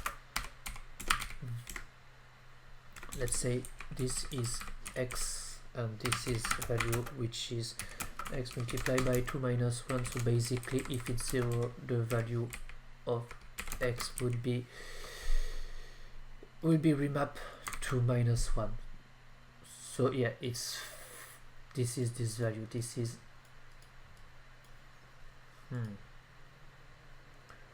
it's 5, and it's, if it's 1, it's minus 3. Okay, so let's create, say, float draw, a float draw. Let's create a void draw. Why do we have something like that?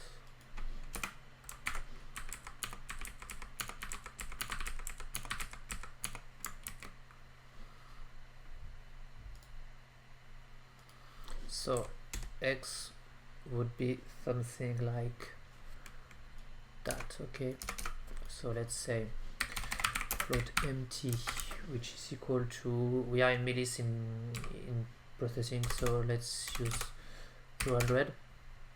Okay, float empty is equal to millis modulo of empty divided by empty, then value is that.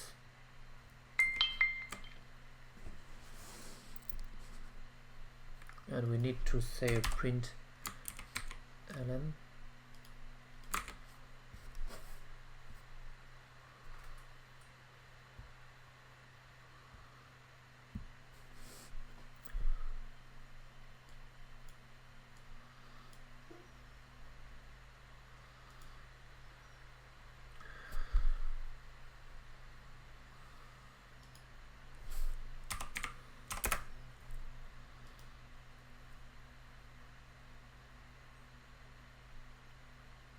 Okay, let's stop the sample.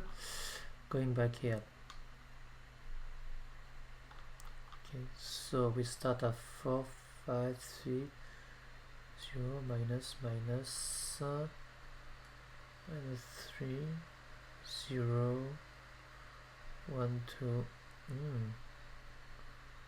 Looks like it's interesting. Goes and we're going again less and uppers and less and upper. Okay.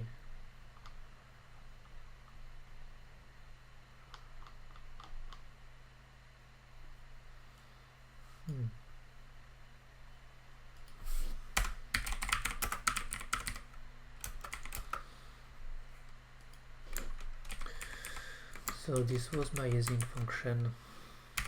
Okay, so this is isd, and let's try to use is divided by p.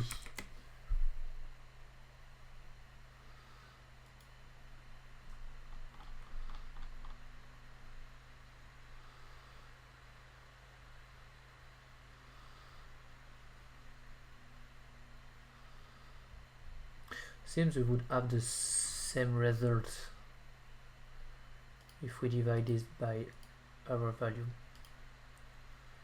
This could be something we want because the size is 5, so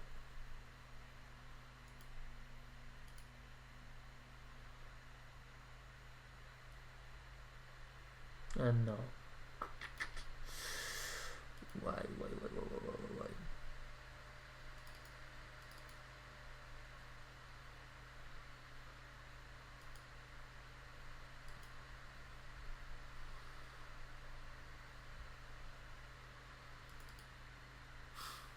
again I'm making a mistake in my system here. I haven't reproduced the same system. Okay, so this is basically an error. So let's reproduce. Value is not equal to this, but it's equal to 1 minus nt. So this is the basic value.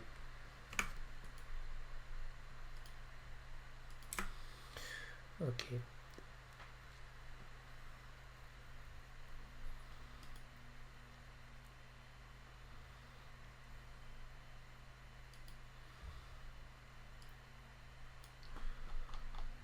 So of course we start with 5. So this is strange. Let's say let's add something to draw on it. Okay, let's try to change this. Oh, let's put this on the center for Instagram. Okay. Let's draw some debug. So let's say a background would be 0, and let's say fill 155, no stroke, and we will use an ellipse at width divided by 2, a divided by 2, and we will use something like float scale, which is multiplied by 40 or 100 might be better. I don't want to save that. And then scale.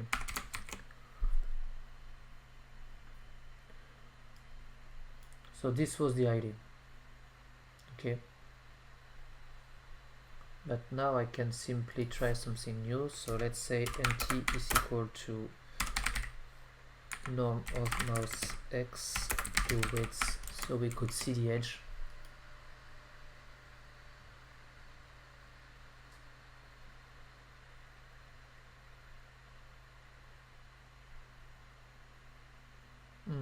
No, yeah, it has some.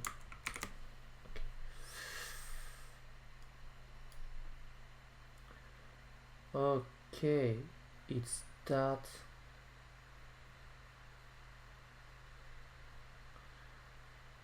It seems it's not the proper way. Okay,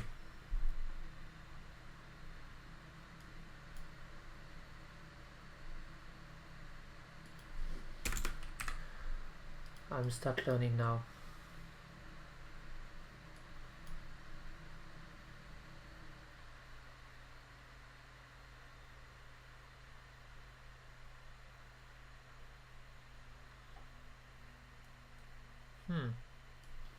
Okay,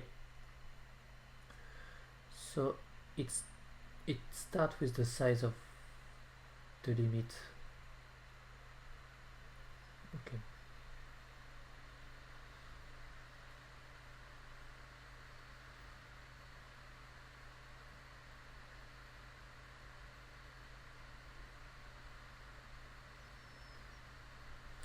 And if we put a value up to this would be a new limit. So we'd start with that, and everything is offset, so we would need to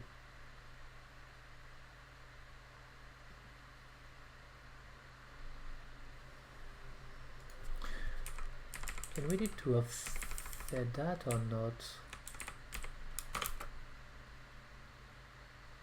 Something like -p, for example, but I'm not sure about that.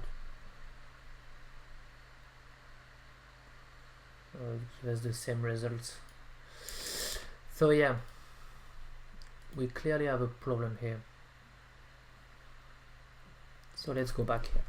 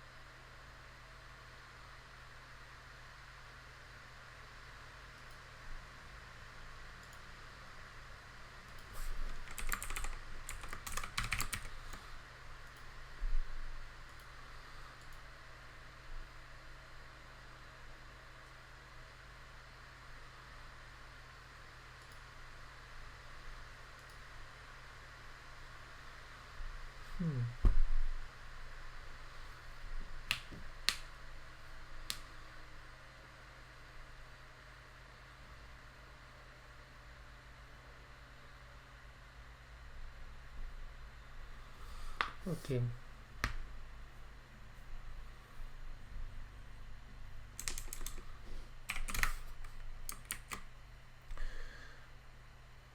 So now that I'm understanding the problem, I might be able to solve it,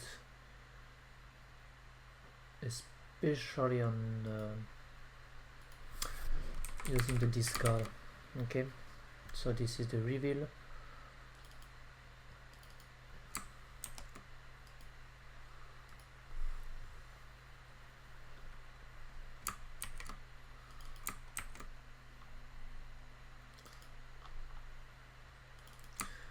So I use the reveal time, but basically this is really the reveal we want to use. Okay.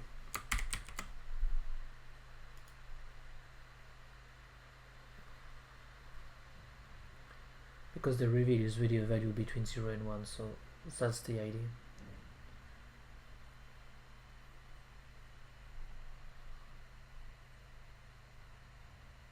Hey, salut Stéphane, ça va?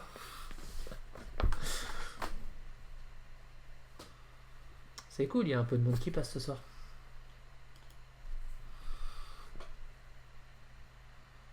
Okay, now the discard is working. So next step would be changing a little bit the discard.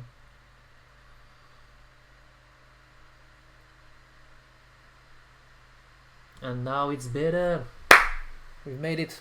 Okay. So of course we could change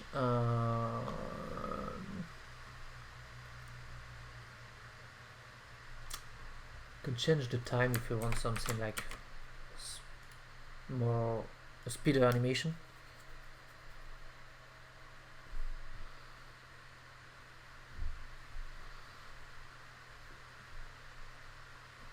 I think I haven't changed the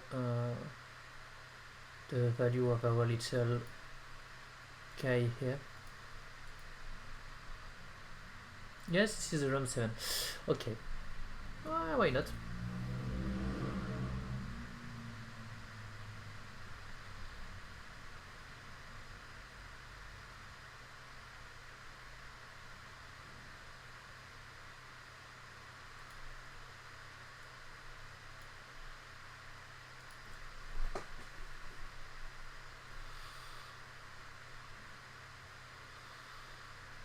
This look like the CTLM CTLM body.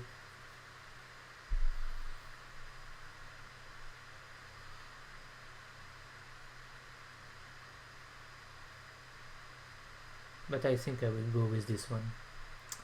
Okay. So what do we need to do now?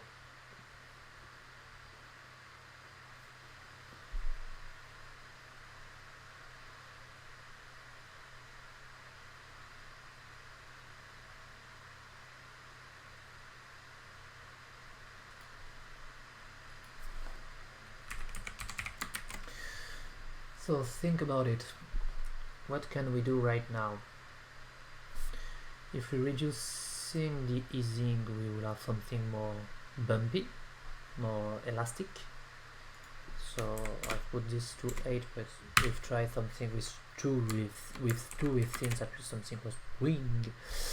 But I think it might be 2, or yes, I think it's 2. So now you see as it's more wing. So 5 was, I think, a good value.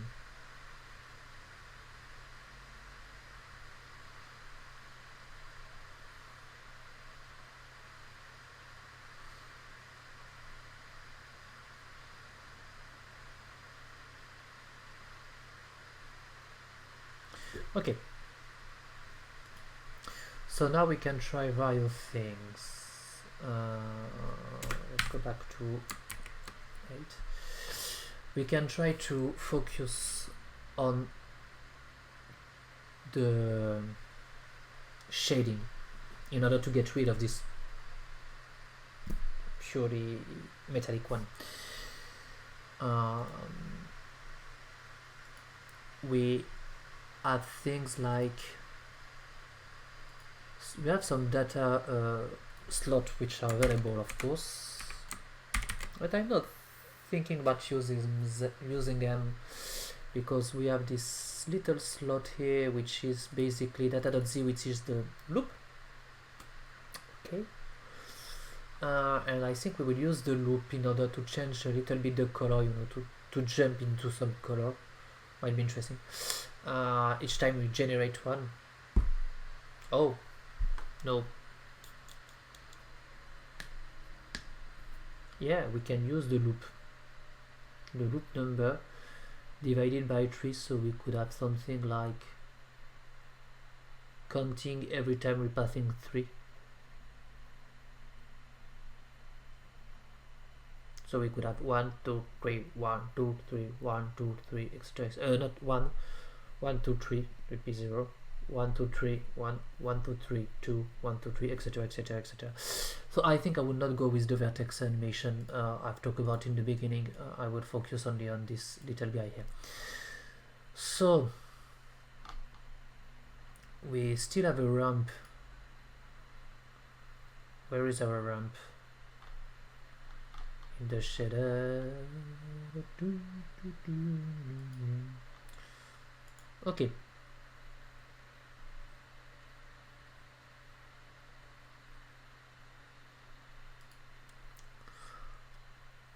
Let's try with this ramp right now. I don't know why is this value, but let's try that. Ramp prime, what is it? Do we use this? Not. We don't use this value. Okay, so let's go back here. So yeah, do we pass the value of the loop? Basically we pass to the data, and of course in the vertex shader, I think, which is here, in the data we simply pass the data. Okay, so this is not a problem. So first of all, yeah, the main idea is to sample the color. Let me think about it.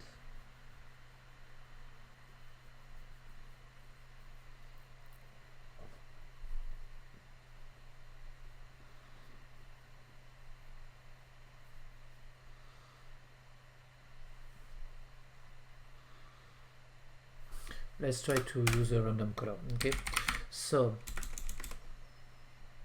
float to UV. Could be something like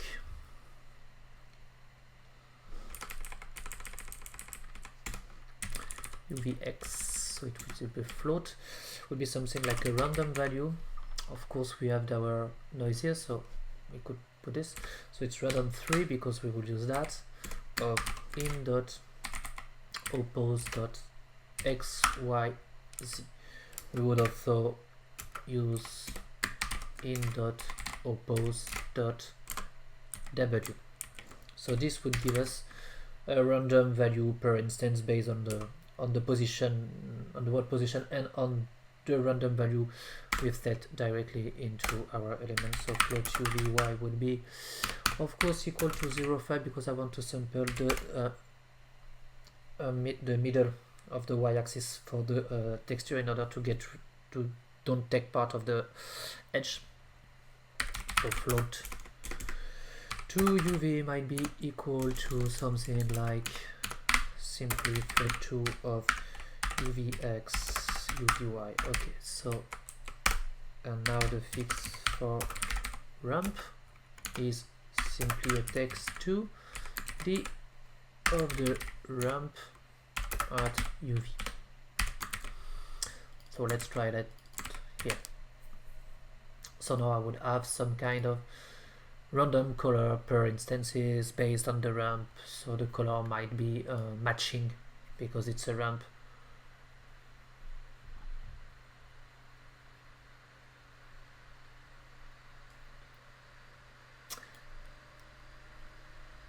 Do we have too much global emission? I think so. Okay, yeah, this is the proper one. So let's say we don't want any emission and nothing of no normal. Okay, let's only focus on the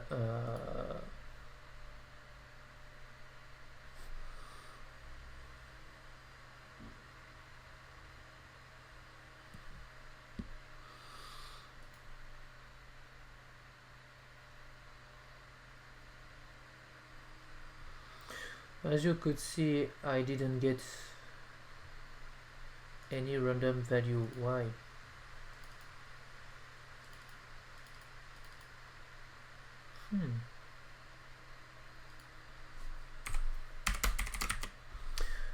I thought I was sampling the ramp properly, but it doesn't seem so. Why?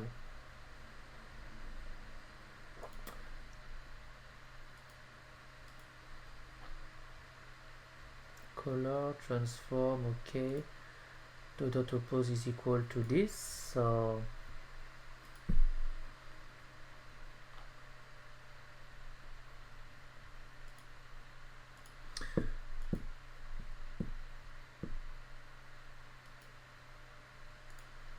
I think it's because I declared a sampler which is ramp, which is not used, of course, because it's this is what's happened when we don't clean our file. That's the problem when you try to iterate over time. You will need sometimes to. Okay, so now it's really glitching because we're taking part of the position which are of the object, which basically are moving every time. So it was not the original value. So I think I would simply take the random per instance, which doesn't change.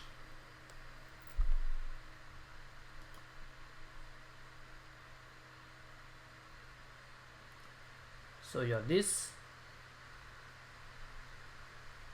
Okay,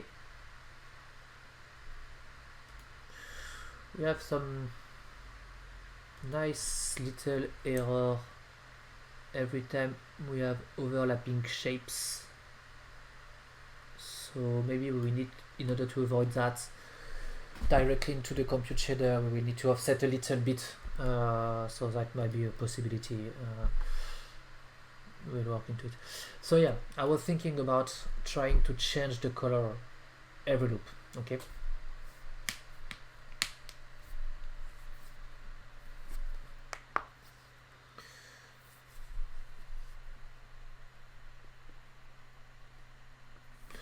so this is a pure random one, so in order to change we could say something like in dot data dot w, because it's in the w.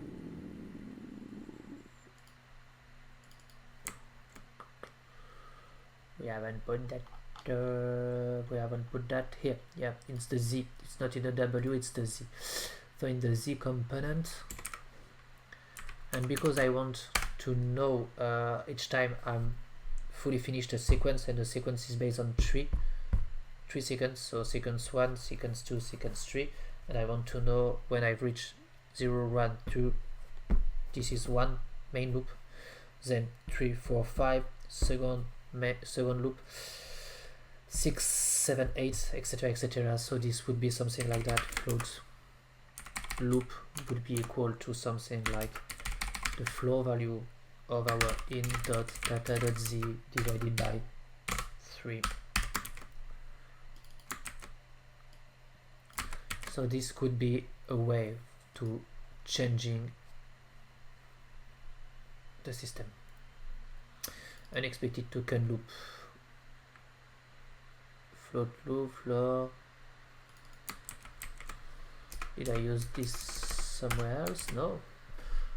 So why I have an unexpected token?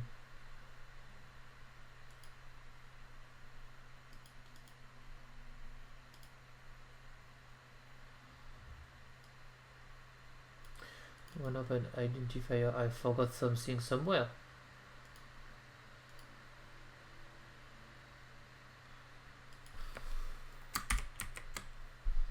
This is weird.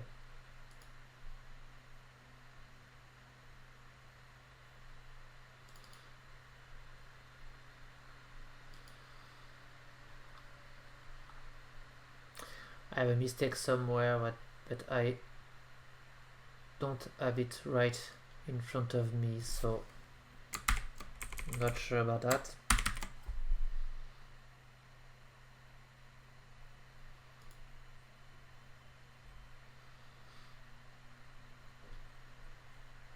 Okay, so if I say that, it seems to be okay for me. Unexpected token loop, float loop equal floor of in.data.c.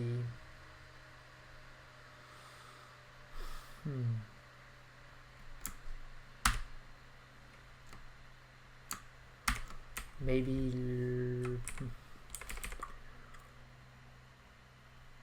a loop, does it's the name.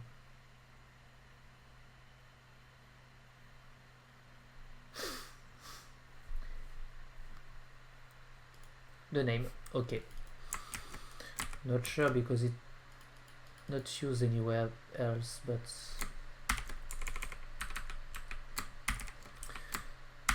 okay,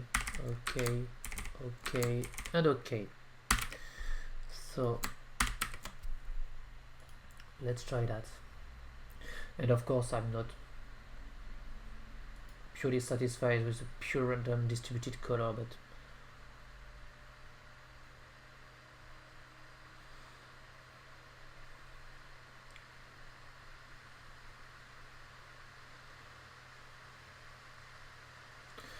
so we cannot see it, but it's basically changing. So let's try to get rid of this value for a moment. Let's focus on the loop system and try to see if really if it's really interesting.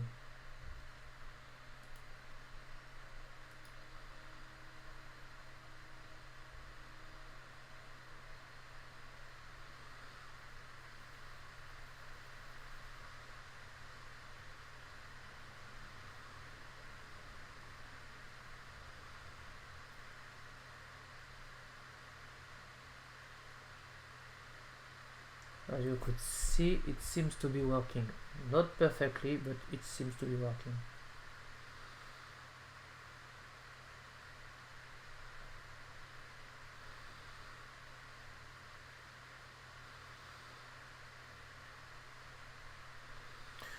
We still have some weird changing in the loop.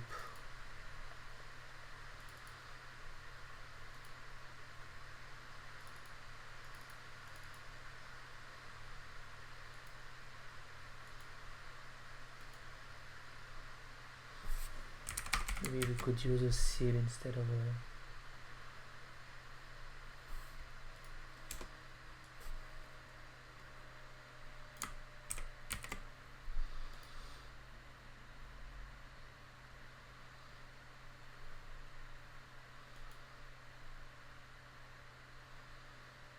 I would need to add something. So let's say, let's start the loop with a value of 1.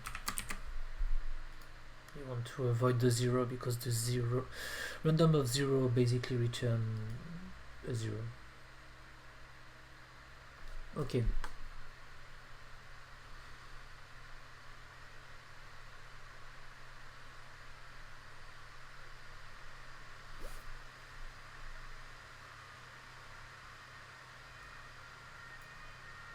And it's changing. Divided by 2 maybe? I'm not sure about that, but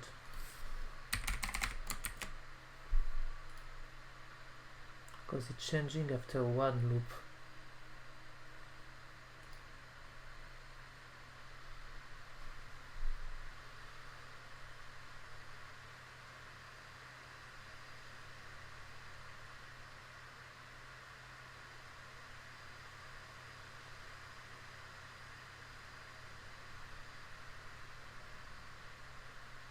And now it's changing.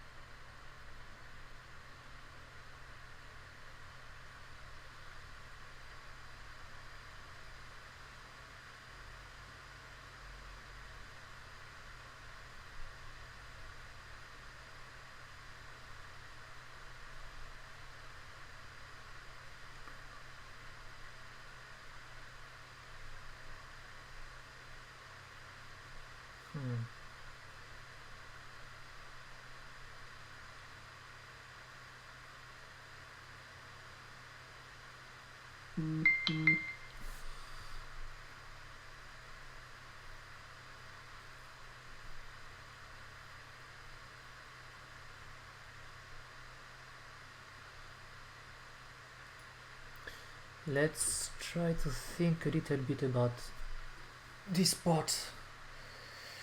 Look like when we try to retrieve this value data at z, which is the loop, which starts at 0, and it's a float, of course, and its value is basically passed here.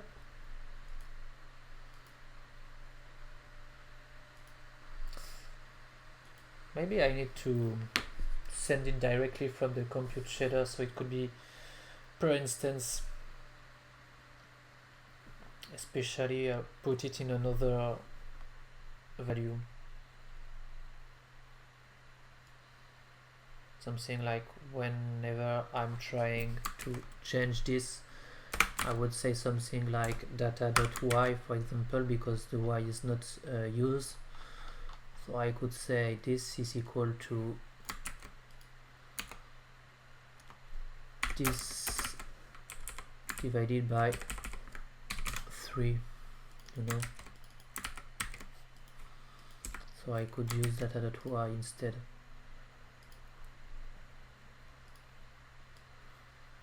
which is basically pre-compute directly into the compute shader. Let's try that. I'm quite not sure about this, but you know, sometimes you just need to iterate.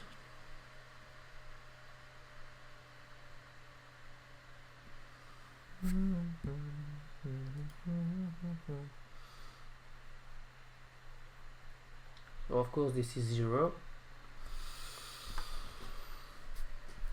so not a problem for me.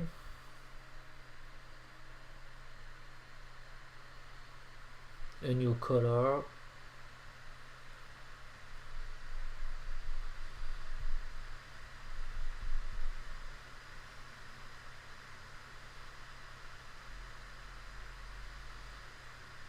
as it's random, need to wait. Okay, for me it seems to be working. So this is basically, this could be basically our base color.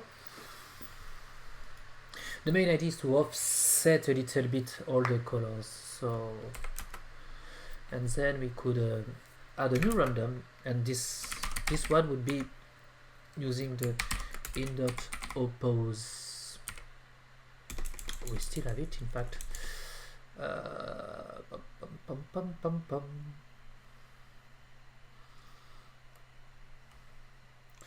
This random using oppose.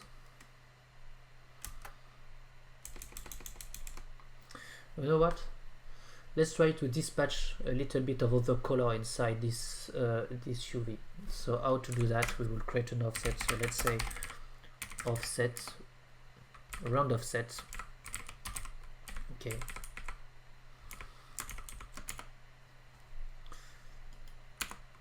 And this round offset will be basically random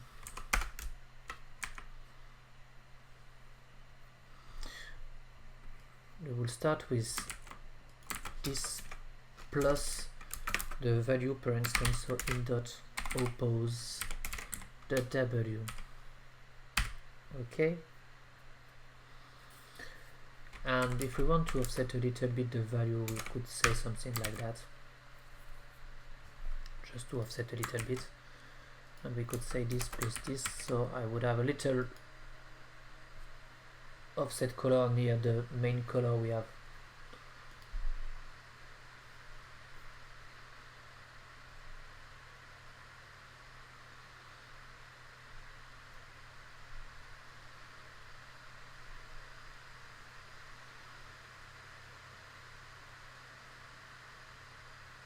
As you could see, we have a little bit of offset, of an offset.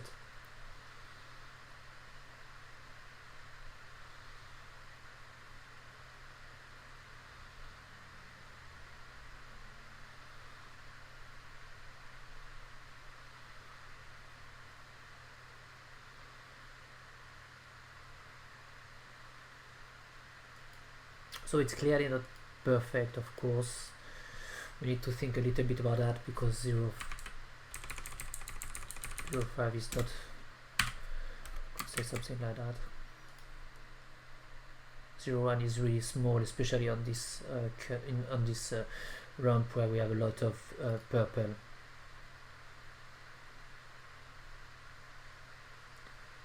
So now you can see more of it.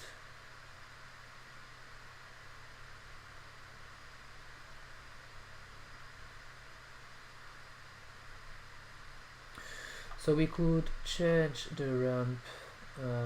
We have this ramp here, so we could go to this one, for example, but it would not be enough, I think.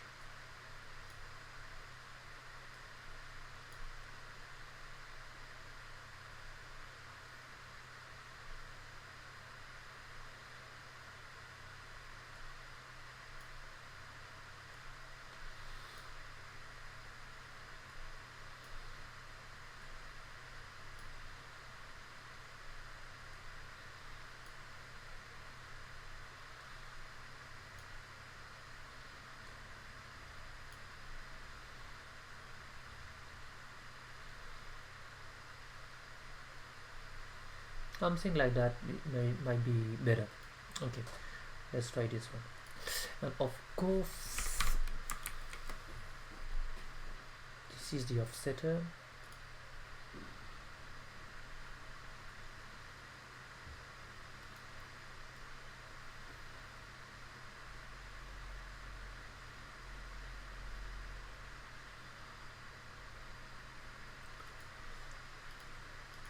We would need to put some frac in UVX, so UVX is basically equal of the fractional number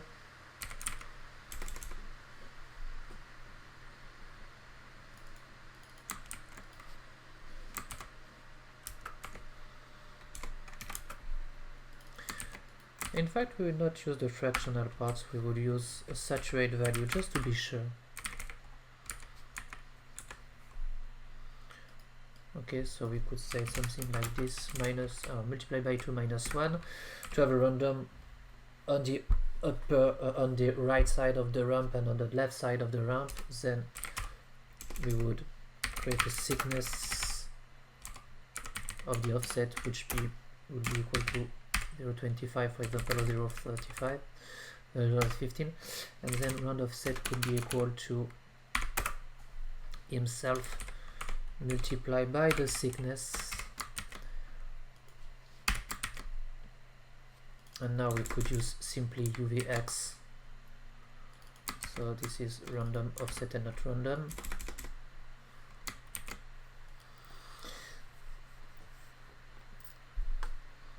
For the material, I might have a little idea for that.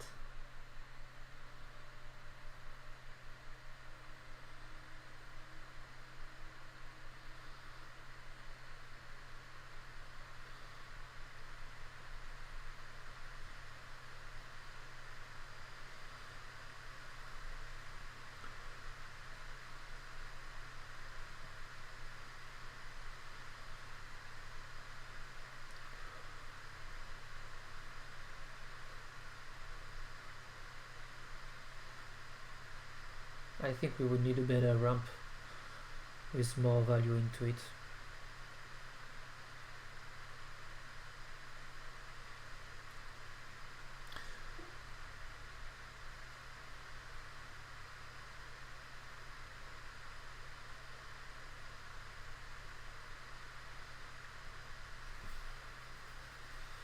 Because I want to maybe, not sure, but maybe adds a little bit of a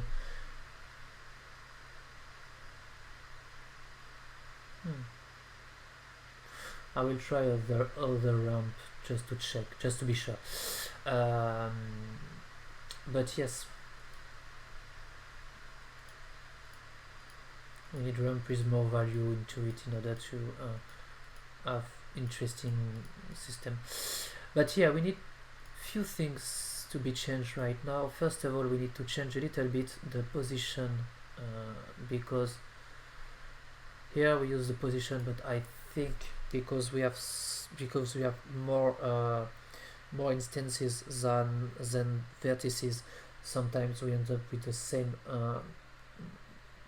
some instance at the same position, and we have some overlap which produce some kind of flickering in the color. So my idea would be to simply try to avoid that, and the way to do that, we've made it on a few elements, maybe on this one.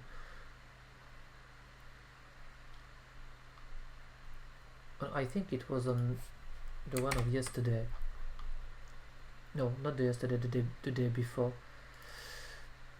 when we've used an offset. Yeah, this one. Okay.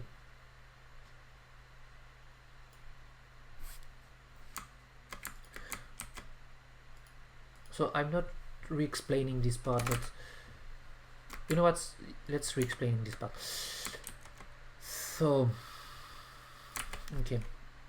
So the main idea is to, because we can have multiple instances having the same place, because we're picking a random place in the vertices array, so we might end up with two instances in the same vertex, and even with the rotation we might end up sometimes with some elements which are on the same z-axis, especially for planes, on the top of the shape, so we can have this flickering color when Unity cannot know which one of the plane need to be before the other one, up the other one, in front of the other one. So the main idea is to when we put the shape on its vertex position, we need to offset a little bit, and in order to be sure to have different position for each instances, the main idea is to take a random value per instance, and for that we've used this. So basically we create an offsetter which is a flow 3 vector. We need that in order to generate our little offset with more complexity. So this offsetter would be sent to our random3 function, which basically return a random value based on the vector with 3 components. Okay, so this vector offsetter is simply composed by the index, which is unique per instance, of course, and the oppose.w, which is a random value we bind from the CPU to the GPU in order to get another kind of random directly into our compute shader.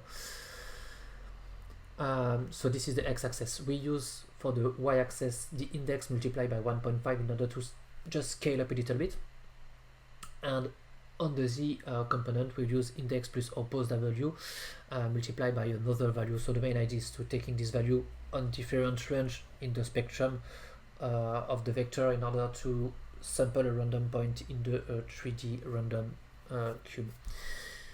Then we could create our new random vector, which is basically the random pose, which is basically the vector will be offsetting. So this is the random vector we need to have. So it's a vector with 3 components, x, y, z again. So we will generate this by saying that the x component will be equal to a random 3. So this is our random value based on our offsetter.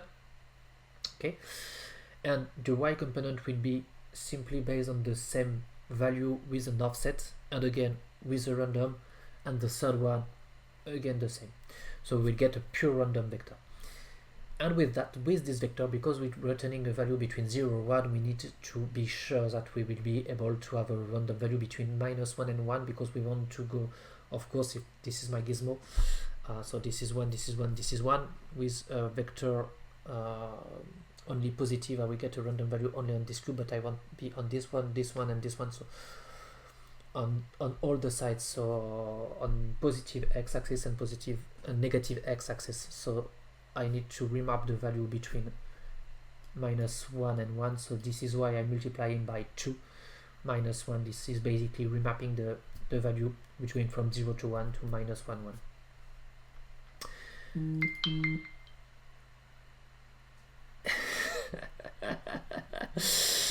Ouais, je sais.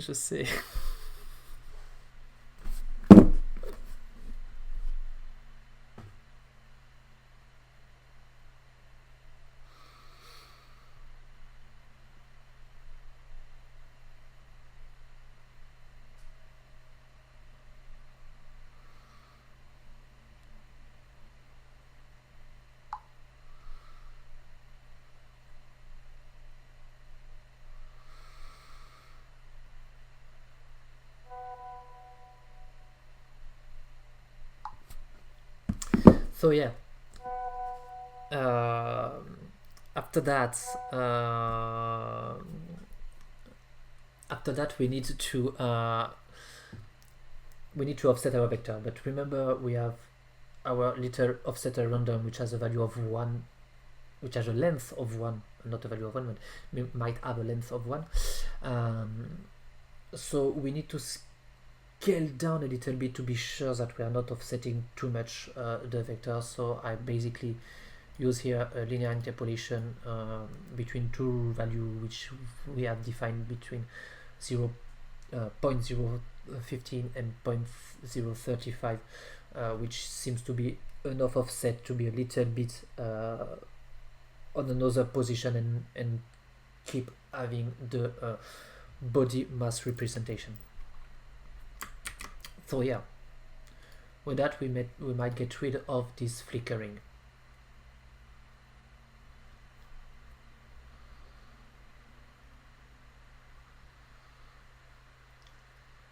Okay. Okay, time to go back to our shader and to reactivate the values. Okay, so of course I will use the ramp multiplied by the color, but I will also multiply by the RGB value, of course. Dot RGB,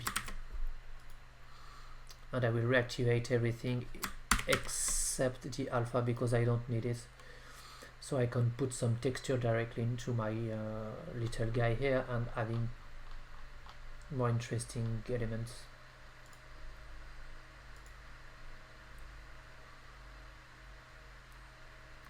Okay, so let's get rid of this and let's find, I think the quartz might be interesting. Okay, so we could use its normal and its roughness. Let's take a pause on it. So quartz is interesting, but maybe not enough.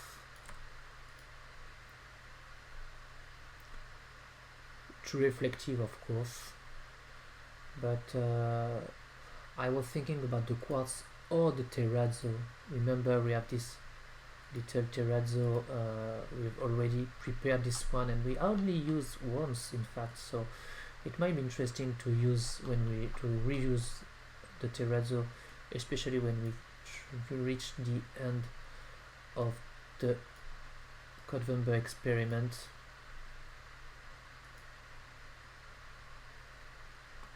Oh, and we need to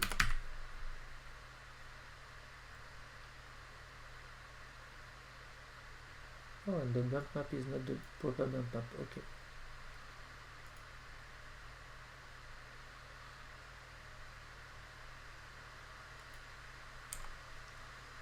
So this is the terrazzo.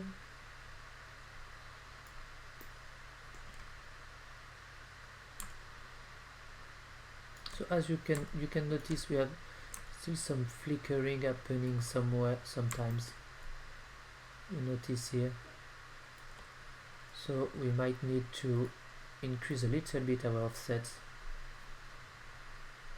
in the compute shader. Let's say 25 to 50.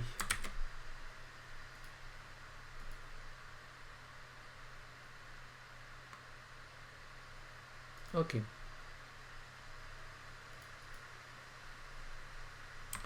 So this is the guy now. Terrazzo is interesting, but maybe we need of course.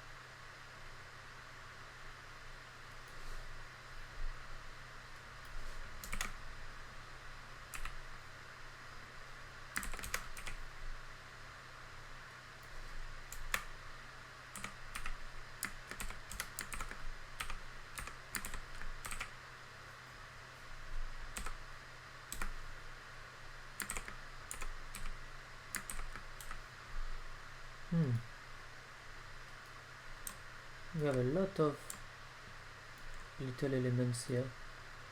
Look like our offsetter is not working properly. So okay, so this is the offsetter, so the offsetter is working. So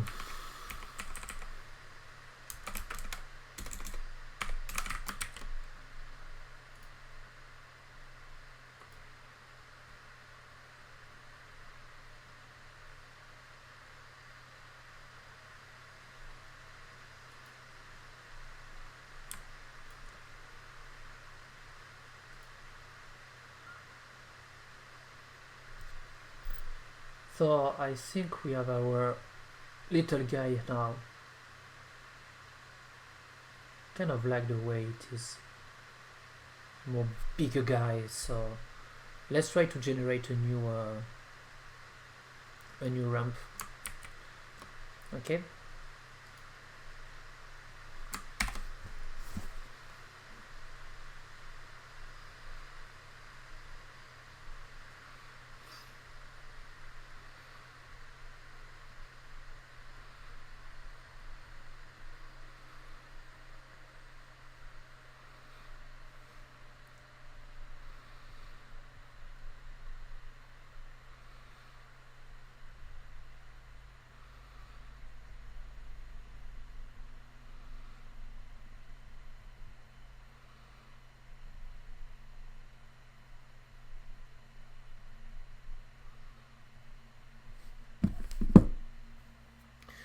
So where are my ramp?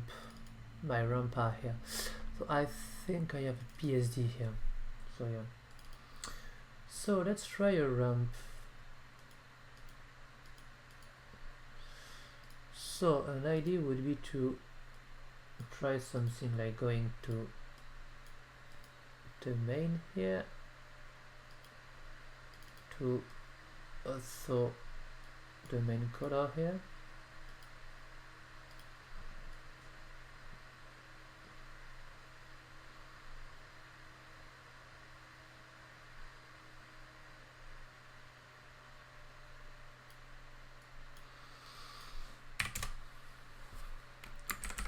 So 360 divided by 2.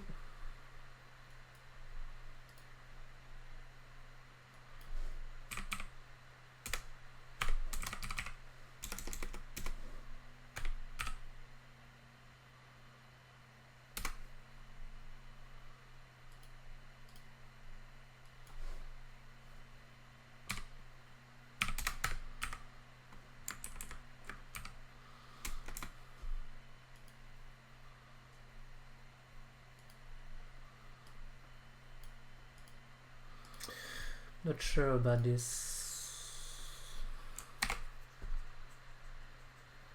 Which one do we use? We use this one, I think. So let's duplicate this and add this here.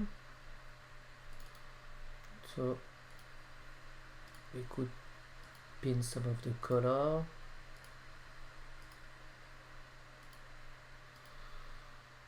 Of course we would have the white on each border because I think it's quite interesting. Then we could pin the purple. So that was the ramp we had. And maybe somewhere, I don't know where, we can try to put some yellow, but I'm not sure about this. Maybe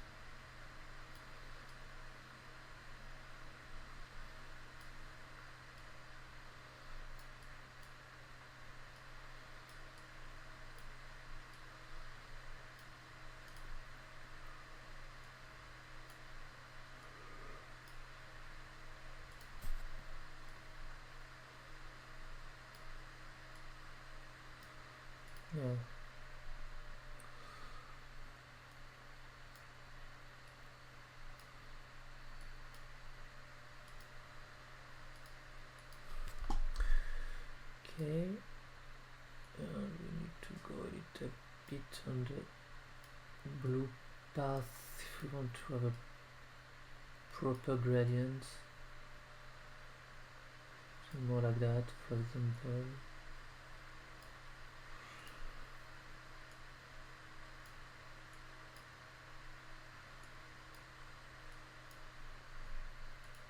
Okay, so this would give us something like that.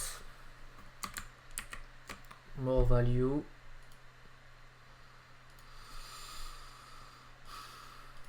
Let's name it 24. Okay, and let's use this, and if we're happy with this one, it could be good.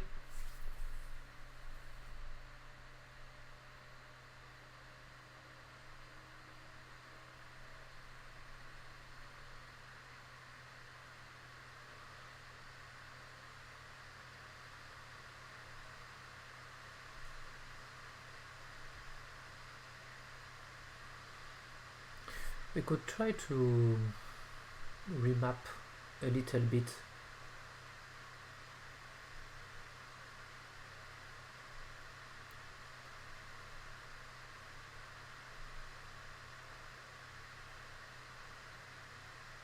Because we have this little black spot, so I want to get rid of that by maybe putting some color into it, and we might use this. So let's try something like that. So we could use a linear interpolation with a full 3 of 1 1 1, so in order to have a white spot.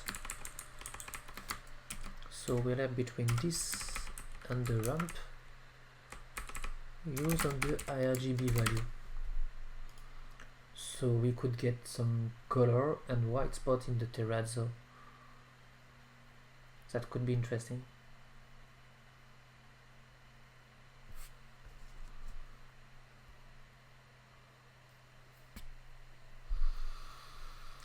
Wait until it's ready.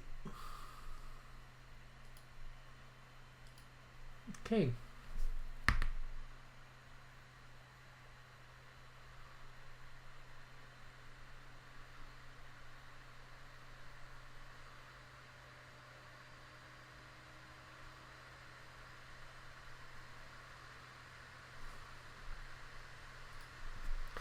It's quite interesting.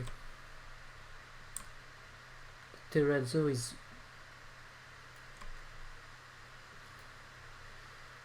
small, so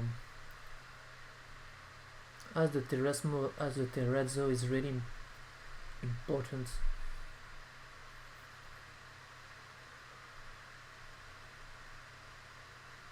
I think I'm putting in the, where is the terrazzo color?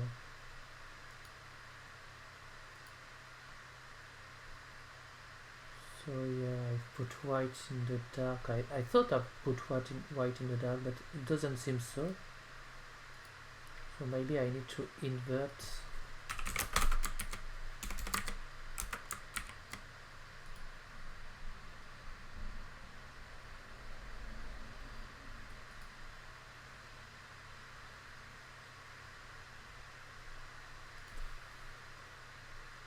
So now the color is clearly, as you can see, on the terrazzo element, which is not what we wanted. So basically the main system was correct. Okay.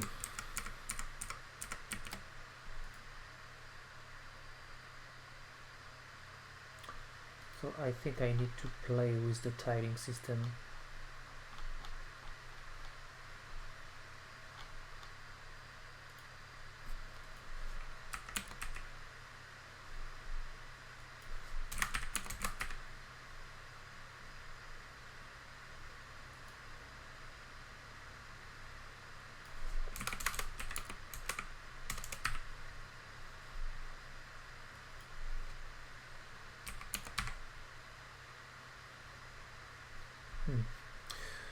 So we need to change the terrazzo in order to get less elements.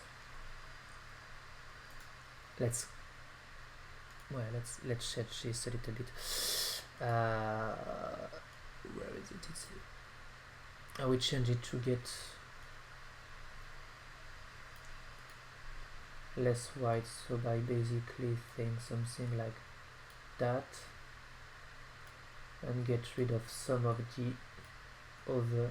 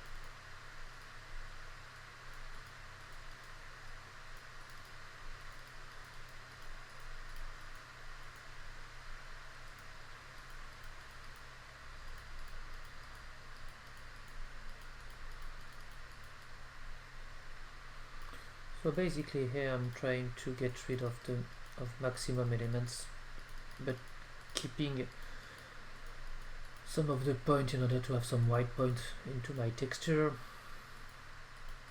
But really the idea is to have less.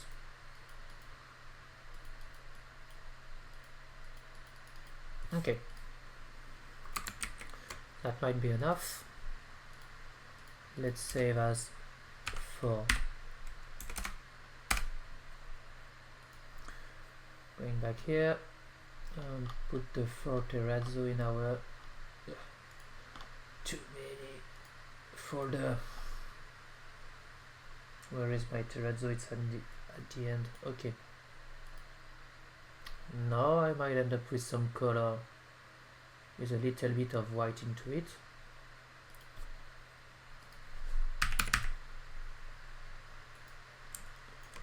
As you could see, we have a little bit of white directly into the terrazzo, so that's interesting.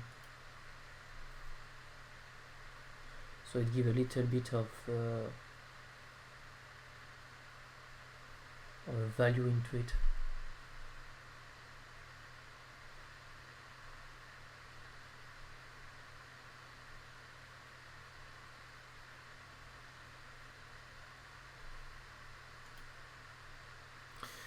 It's interesting, but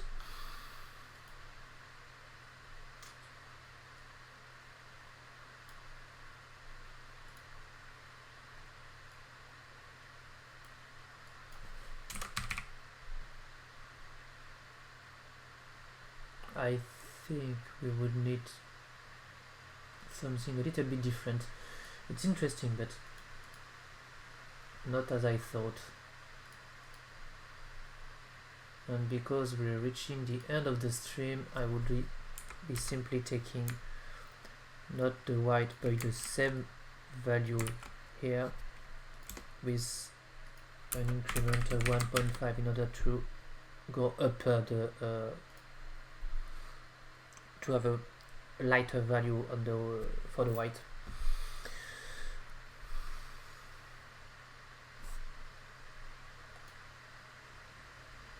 You can see then it's a little bit lighter, so it seems to be better. For me it seems to be better. I think we will see more on this side. Or not.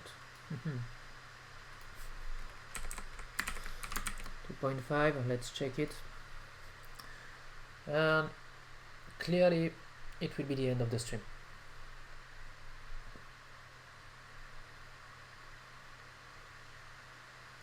Yeah, now we can see them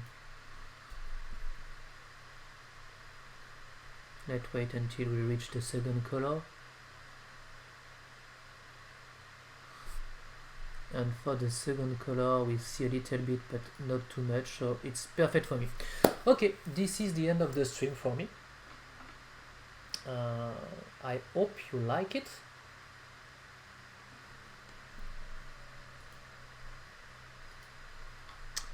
I hope you like it as I like it, and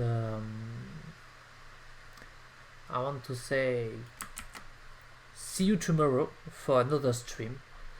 Let's put a little change directly into our random offsetter just to be to have something new. So for example something like here, and taking basically the global scale system in order to get a kind of new shape each time we regenerate our little guy, because we will change the offsetter for each of them to be a little bit different, not enough to don't recognize the shape, but enough to be a little bit different every time. Okay, so that's the end of the stream. Thank you everyone for following it, and